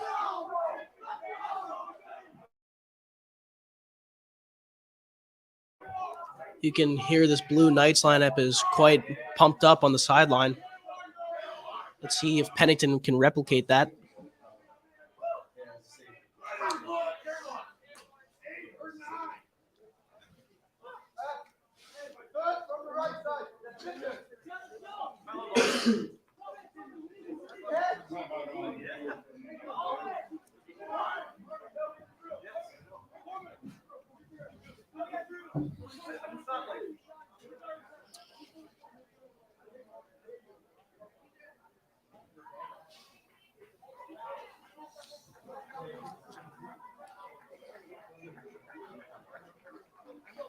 Number 5, slow to get up for this Wyoming Seminary defense. However, he eventually does.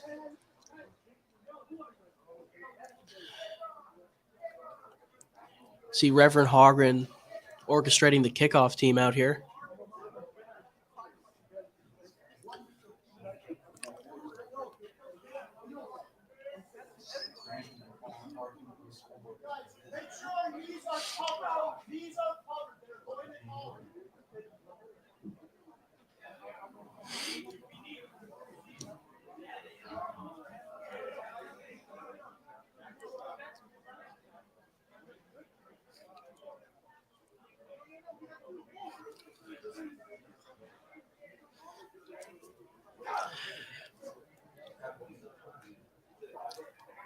Andrew, another issue that I've seen with the Red Hawks team so far is just a matter of confusion. I mean, we haven't been lacking in effort as of this second half. However, I think people are just getting a little too excited, forgetting what the play calls are and what to do out there.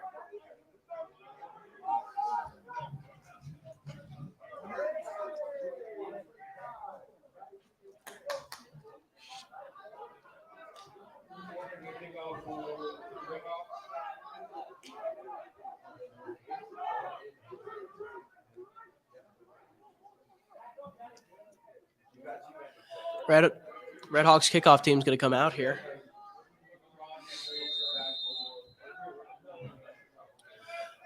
Here's the kick from Warner, and there's a whistle blown. There's a flag.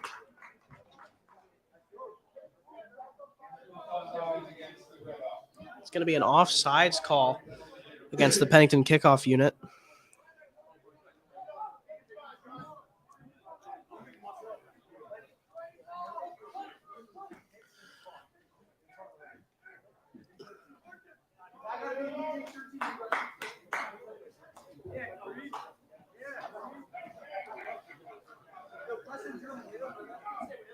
Pennington's going to kick off again here.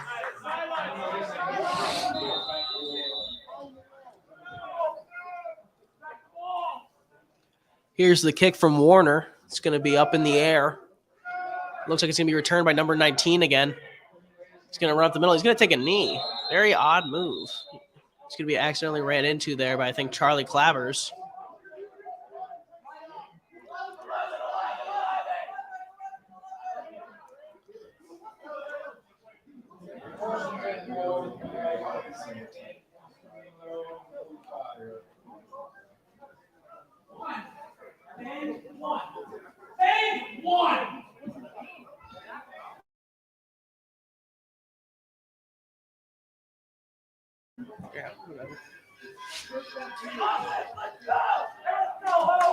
You can hear yelling from both sides here. Let's just hope that Pennington's voices are a little louder. And AJ Carduccello is going to sprint out here to get there at D end, or D line. He's running Sidney Rouleau at D end. Although he's 300 pounds, let's see if he can set the edge. Here's a snap. It's going to be a play action. It's going to go to number 19. It's going to be tripped up. Good effort there by the sophomore Braden Bonfig.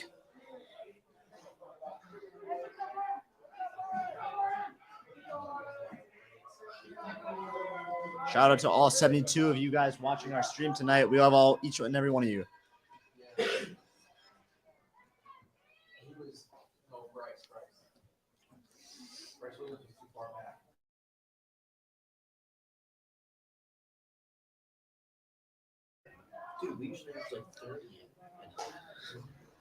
Here's the snap. It's going to be a handoff to number 11. He's going to be hit low there.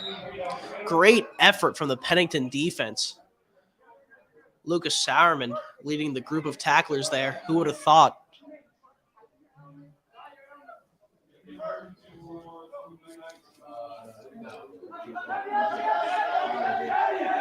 Tackling has not been an issue so far for us, Andrew. I think that we're just trying to tackle a little too much. I mean, the secondary is trying to get out here and get a big old, lay the boom out here, but they're just letting up easy pass yards that could be prevented quite easily. Yeah, I think the Pennington defense just needs to keep on their toes, be ready for anything at this point.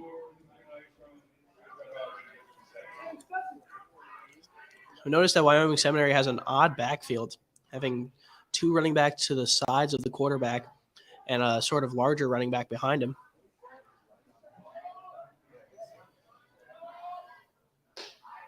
Here's the snap. Here's the handoff for number 10. But he's going to be wrapped up. Way to get there, Red Hawks. I think that was number 5, Frank Marchese on the tackle. However, the person I see getting up is Lucas Sauerman once again. Number 4 really knows how to be the enforcer of this Pennington defense. Braden Bonfig is slow to get up and is limping, but looks like he's staying out there. Yeah. Braden is one of the people I talk to most on this team, Andrew. And just seeing this kid limp, I just know I am 100% confident he's going to try to play through it because this kid just loves playing for this Red Hawks lineup. Well, saved by the quarter real quick.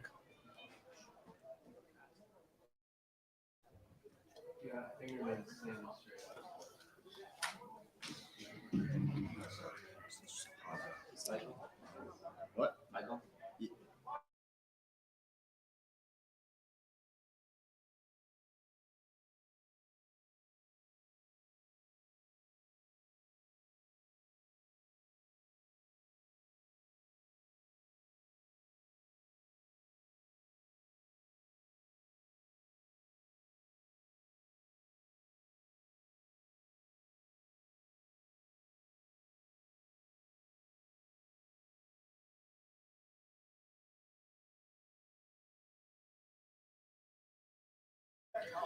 We're going to answer some questions while we're here entering the new quarter.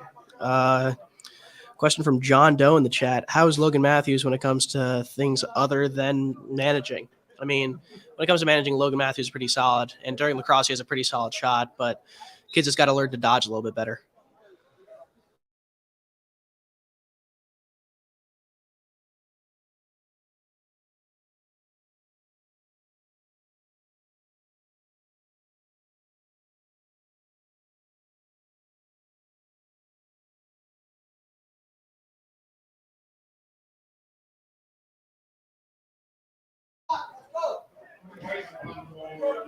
It's going to be a punt here for Wyoming Seminary. Here's the snap. It's going to be low. It's going to be muffed a little bit. And it's blocked. And Big man pickup. And it bounces off the fingertips of Sidney Rouleau. And what a block from Big AJ, number 60. You love to see the big boys get mobile. Man, I would have loved to seen some Vince Wilfork type of play right there, but unfortunately he couldn't hold on to it.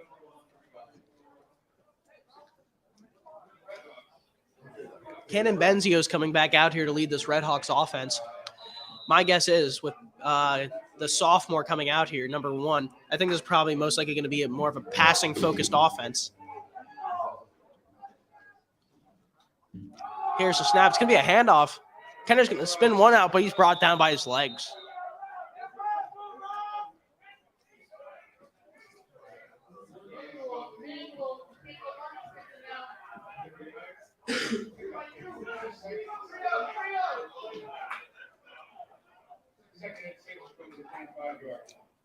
It's going to be a little mix-up at the line. It's going to be thrown to Bonfig. It's going to make one man miss, but there's a flag called. I think it's going to be against the Red Hawks here.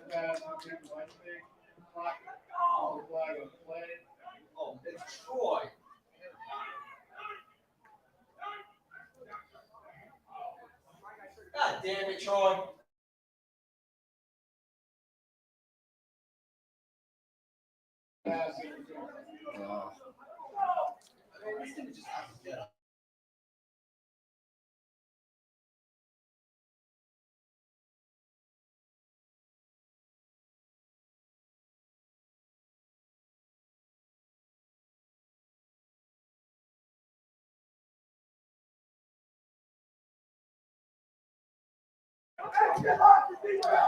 Pennington's going to hurry to get at the line here. They're going back into their Wildcat formation. Here's the snap. It's going to go down the left side of the field. And he's going to be brought down. Only a gain of a couple there for Agent Zero.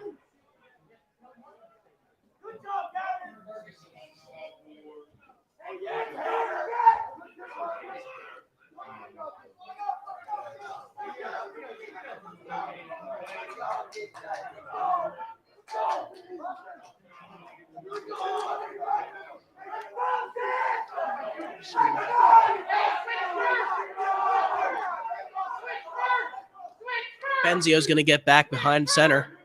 Here's the snap. He's going to drop back here. He's looking deep down the left side of the field. It's nearly picked. A little overthrown there from Benzio. Intended for Bonfig.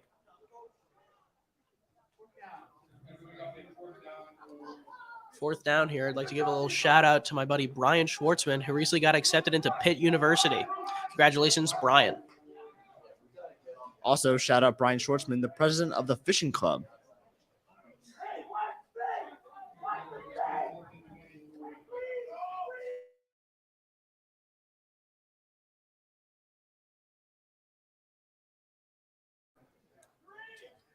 Pennington quick for the punt.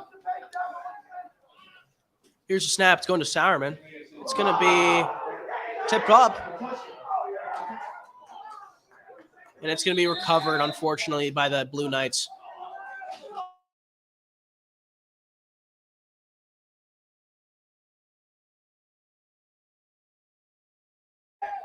That's not good. Lucas Sauerman was slow to get up. Looks like something's wrong with his leg, but hopefully he'll try and play through it.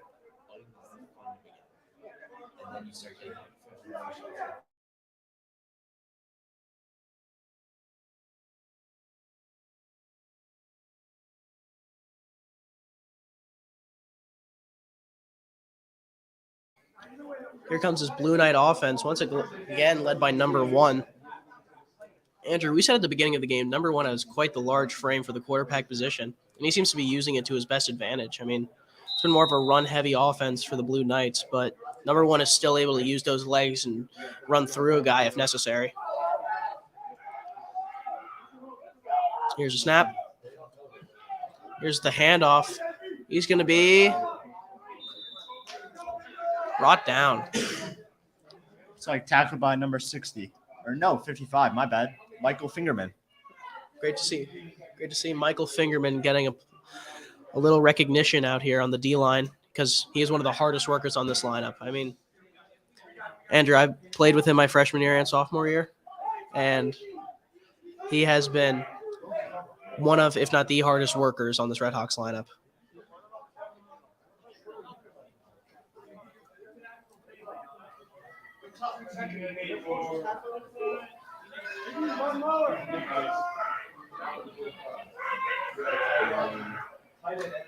Here's the snap. And off the 22. He's going to avoid a couple. Going to keep fighting, but he's eventually wrapped up. I think Fingerman was involved there again. The senior, 55, and 22 lost his helmet.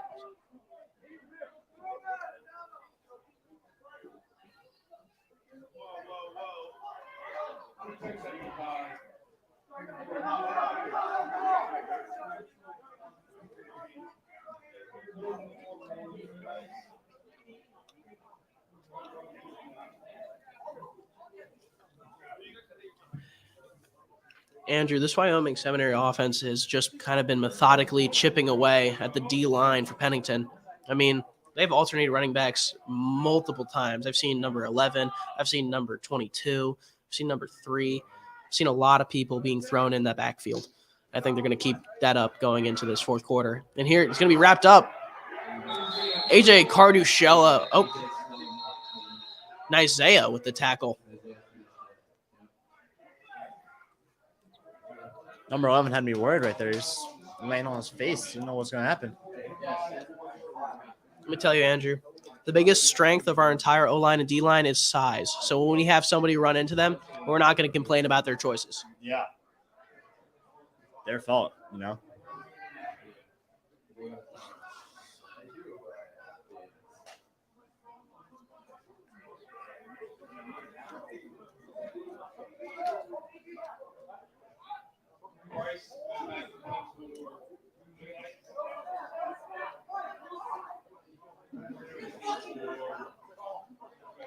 Looks like we only got one man deep. That's Bryce Warner. Braden Bonfig's going a little lower here. And it's going to be number 11 taking this punt against the Blue Knights. Timeout. And Andrew, a little odd there. I think their quarterback was their long snapper. I mean, making the most out of the people they have on their roster. Wyoming Seminary is just completely burning these guys out. I mean, it's a decently sized team, I guess. I mean, if you're good at the position, you gotta play it.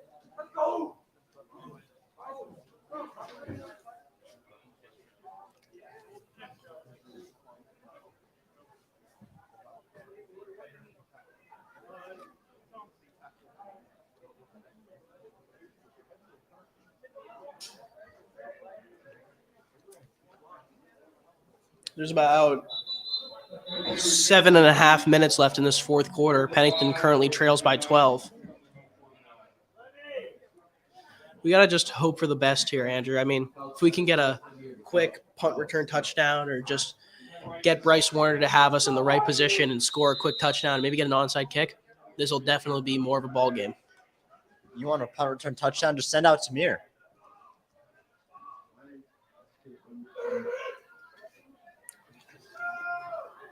Here's the punt. It's going to bounce up once. It's caught. There's about 7 minutes left in the quarter, and the current score is 19-7. Wyoming Seminary leads.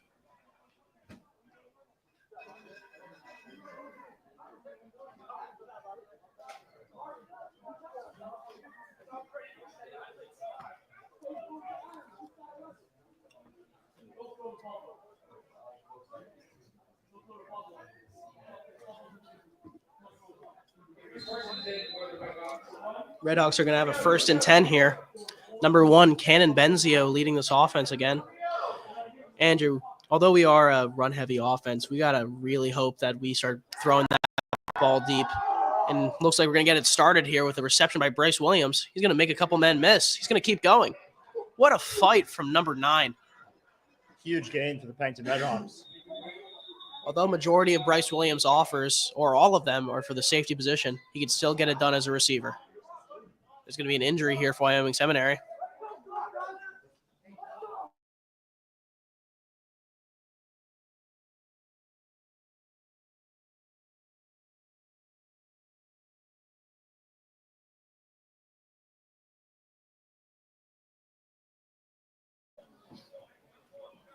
First and 10 for your Pennington Redhawks from their own 42.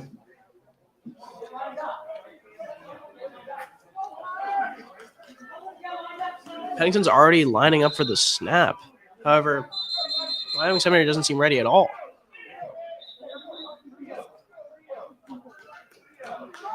I don't know how that's not a delay of game. Pennington's going to take the snap here. Benzio still leading this offense. There's a whistle blown. Let's go. Don't know how that wasn't a delay of game there against the Blue Knights. Benzio's going to drop back. He's going to throw it deep down the right side of the field. It's caught by Marchese. What a grab from the senior captain.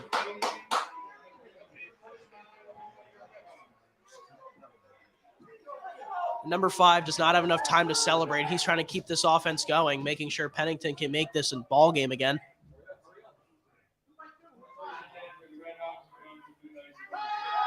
Here's the snap. It's going to be down the right side of the field again.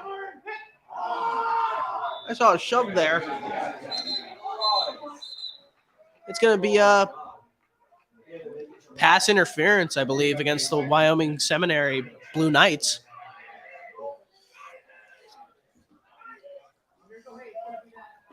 Looks like Tamir Brown's coming back out, and Cannon Benzio and Bryce Williams are subbed for, I believe this is going to be our Wildcat offense again. It's been pretty successful so far.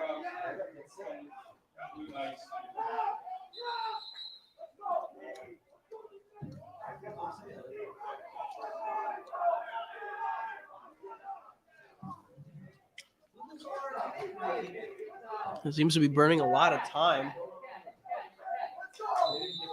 There's only 6.5 minutes left as Pennington trails by 12. That's plenty of time. Don't worry.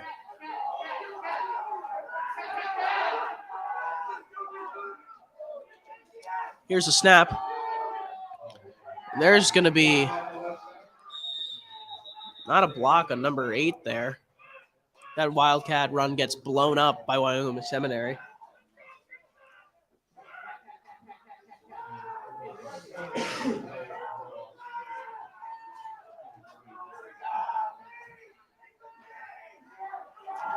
It's going to go to the left side of the field.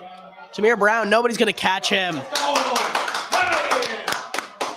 Tamir Brown, Agent Zero, the freshman with his second score of the game. You see that guy out there on the offense? It's hard not to believe Redhawks are going to have 6 on that board.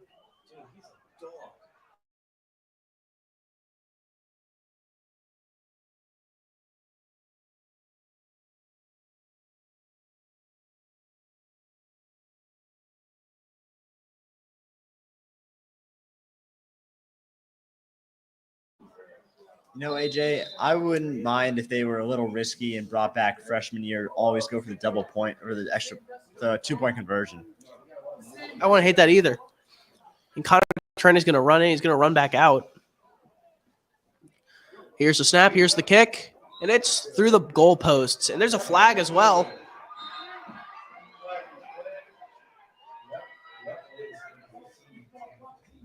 It's going to give the Redhawks an extra 15 yards on this kick.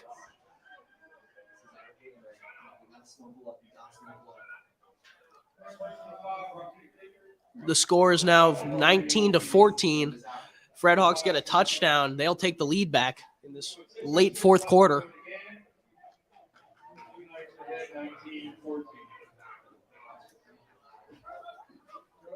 Andrew, Tamir Brown is keeping his streak of multiple touchdown games in order.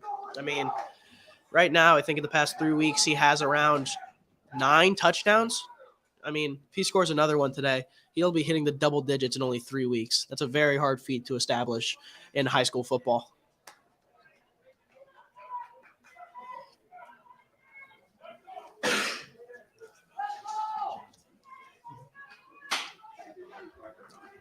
Trust me, AJ, with Tamir only being a freshman, I can't wait to see where this kid goes. He has a bright future ahead of him.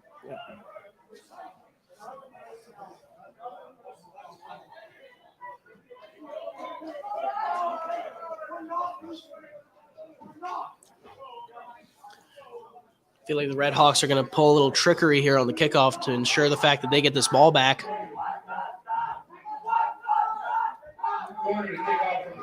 So the coaches know that too. Kickoff team's going to get in formation here.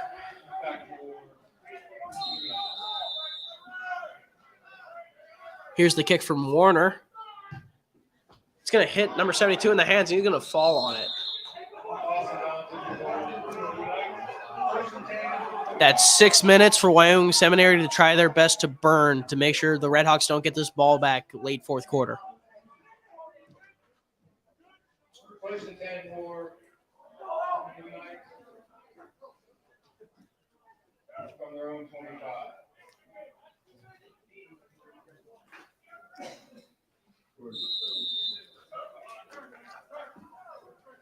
Here comes the Blue Knights offense. Andrew, you know for a fact that the Redhawks are going to try their best to just either blitz or get a pick. Any sort of turnover that they can force here, they're going to throw everything they have in order to make sure that we get this ball. Here's the snap. It's going to be a handoff. It's going to be brought down. Tamir at the legs, Michael Fingerman up top. You know, I will give it to Wyoming Seminary with their running back style. I mean, they're putting in a new running back almost every couple of plays, and it pays off to save energy for all their players. I mean, at this point, they might just try and run down the clock. I mean, 11 was already just subbed out for number 22, so I can only imagine run plays from the rest of here. Let's just hope those run plays don't take off enough time. Here's the snap. It's going to be a handoff to 22. Never mind. It's a play action. It's going to be a screen pass. He's going to be brought down.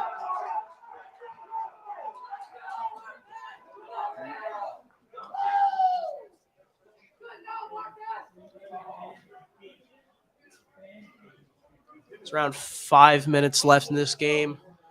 It's going to be a first down for the Blue Knights here. First and 10 for the Blue Knights on their own 36.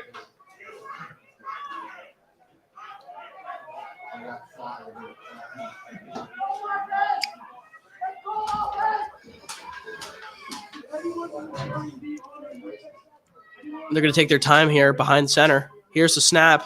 It's going to be a handoff. He's going to be eventually met at the line. Gain of around just 2 yards there. Great job from the D-line for the Red Hawks. The D-line has, as we heard at halftime, has for sure been probably the backbone of this Red Hawks defense so far. I mean, Sidney Rouleau and A.J. Carticello have been having a phenomenal game stuffing the inside run.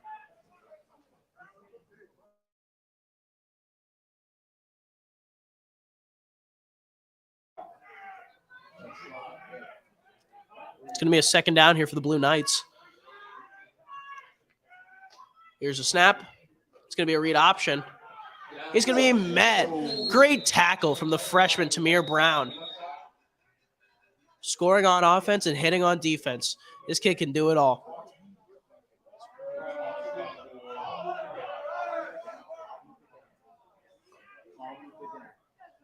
It's like a timeout called.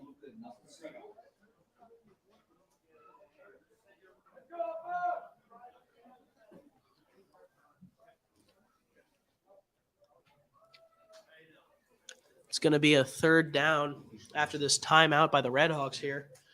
Good call from Coach Mike.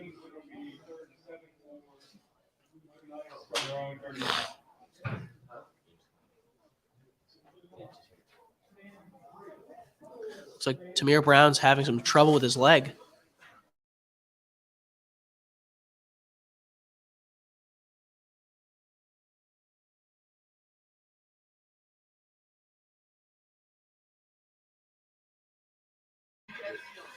And here comes the Blue Knights offense.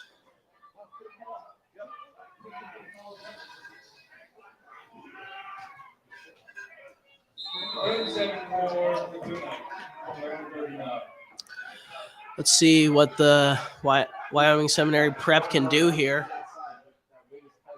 Here's a snap. It's going to be a handoff to the left side. And he's going to be stopped. Sidney Rouleau putting him at the DN position, although he's usually used more as an inside stuff defensive tackle. However, he makes the play when it matters most. Great play from Big Canada.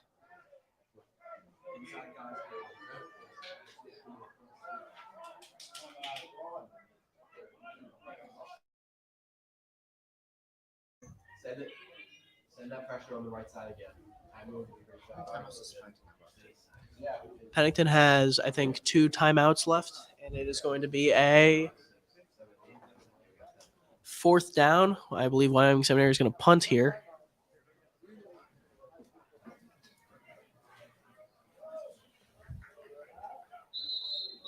Looks like Pennington's ready to go.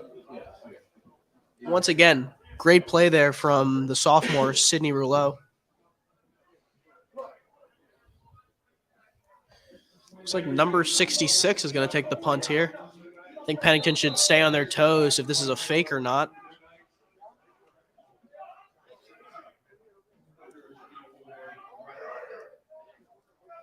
Here's a snap. Here's the kick. It's going to be a high ball, not really going far. It's going to be at Pennington's, I think, 33-yard line. Gives them a little over 60 yards and 3.5 minutes to make sure that this game isn't just a win for the Blue Knights.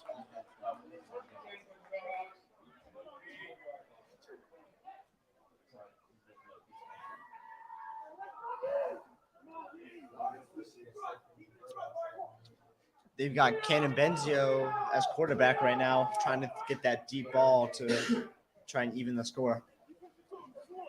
Only one receiver on the left side. It's going to be Bryce Warner there. Brandon Bonfig, Frank Marchese, and Bryce Williams on the right side. There's the whistle, and here's the snap. He's going to drop back. It's going to be another deep ball. That's PI. There's not going to be a flag thrown. DB is going to jump on Bryce Warner's back before the ball is even near him, and they're not going to call a flag.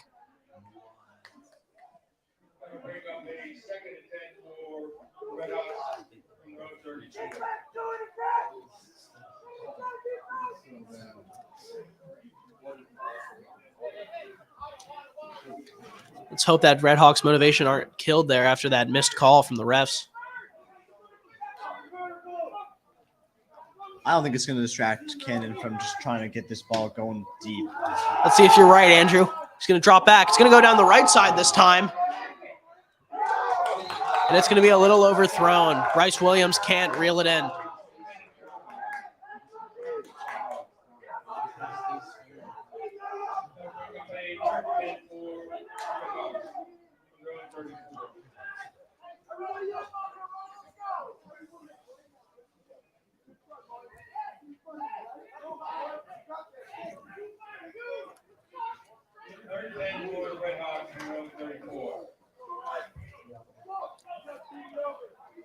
There's only around 3 minutes left for this Red Hawks offense.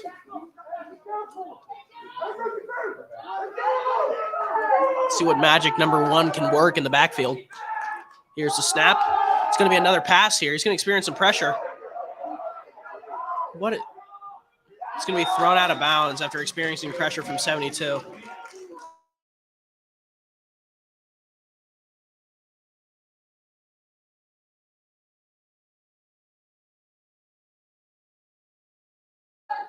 It's going to be a 4th and 10 here for Pennington. Biggest play of their offensive side of the ball so far.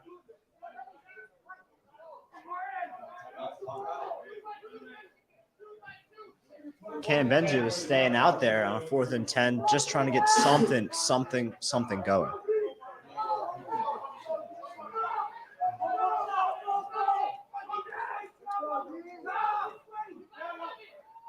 Here's the pass.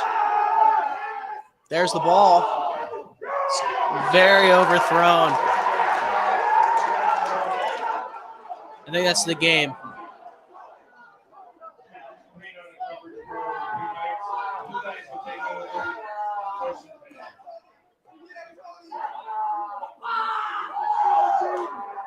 Wyoming Seminary fired up on the side.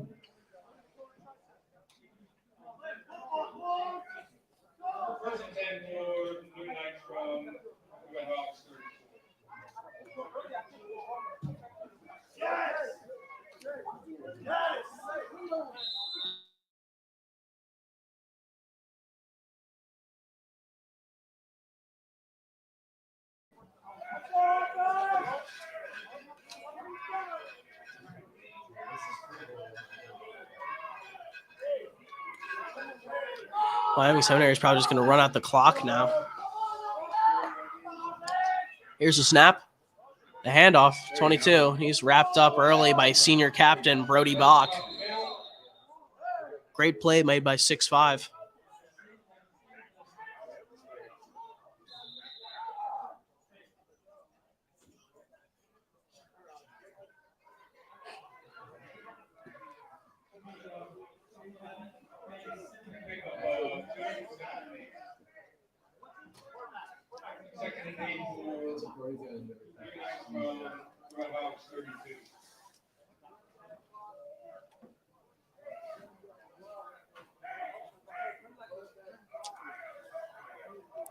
See if Pennington can somehow find a way to get this ball back.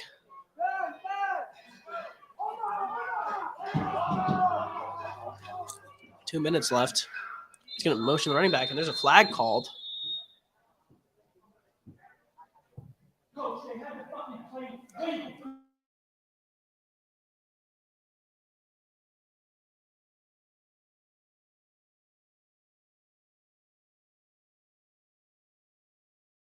Ryan.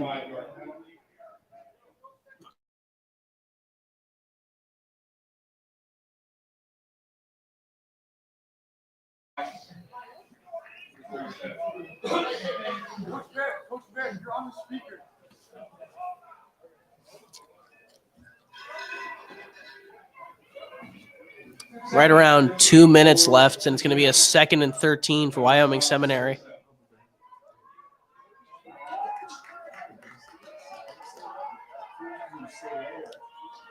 Here's a snap. There's the handoff. He's going to avoid one, avoid two. It's eventually brought down by Bryce Williams.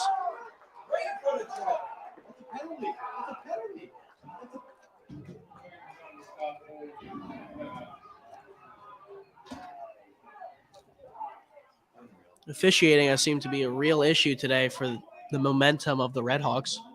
It's a first down for the Blue Knights.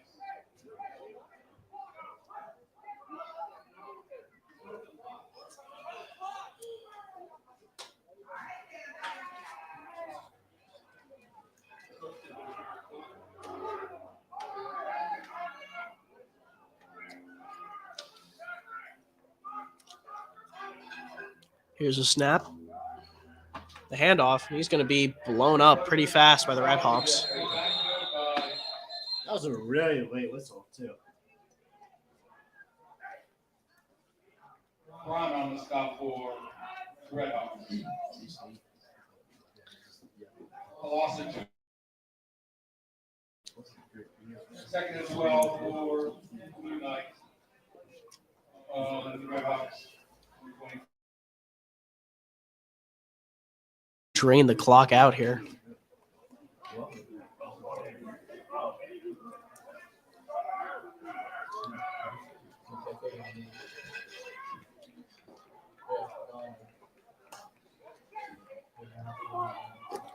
They appear to be in victory formation. There's a snap. There's the kneel.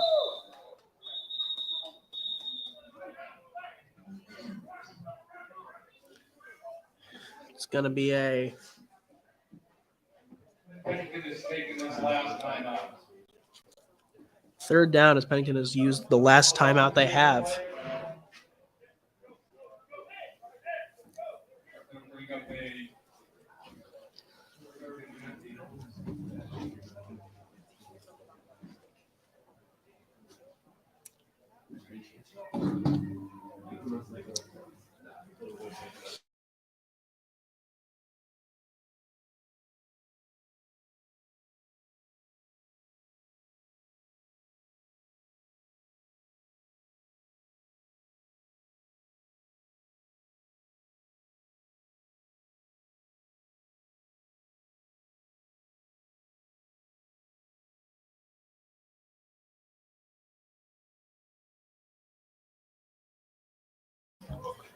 .40 seconds left here in this matchup.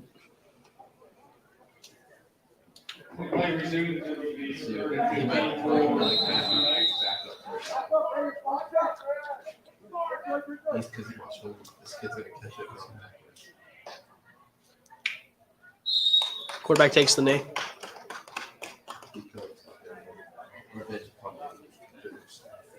Just catch it and throw it up. And Pennington's going to line up for handshakes.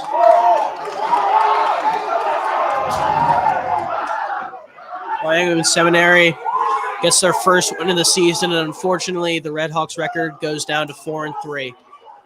Final score 19-14. Wyoming Seminary wins. My name is AJ Gray, and I've been here with my co-host Andrew Hofacker. It's been a great game, guys. And we will see you all for the Petty game in a couple weeks. Have a good night.